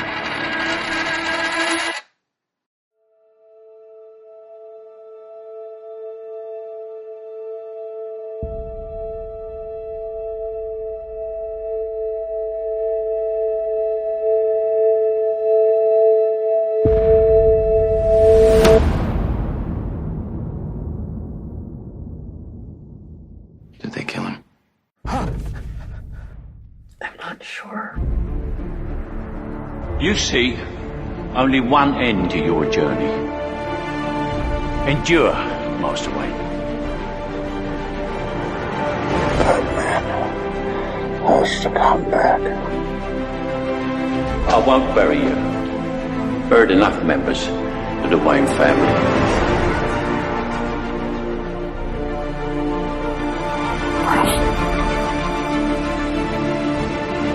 Don't be afraid.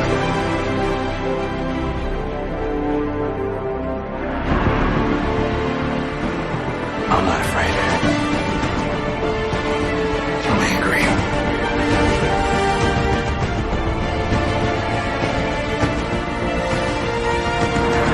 To them, you're just a freak. They need you right now. When they don't, they'll cast you out. Gotham isn't beyond saving. There are good people here.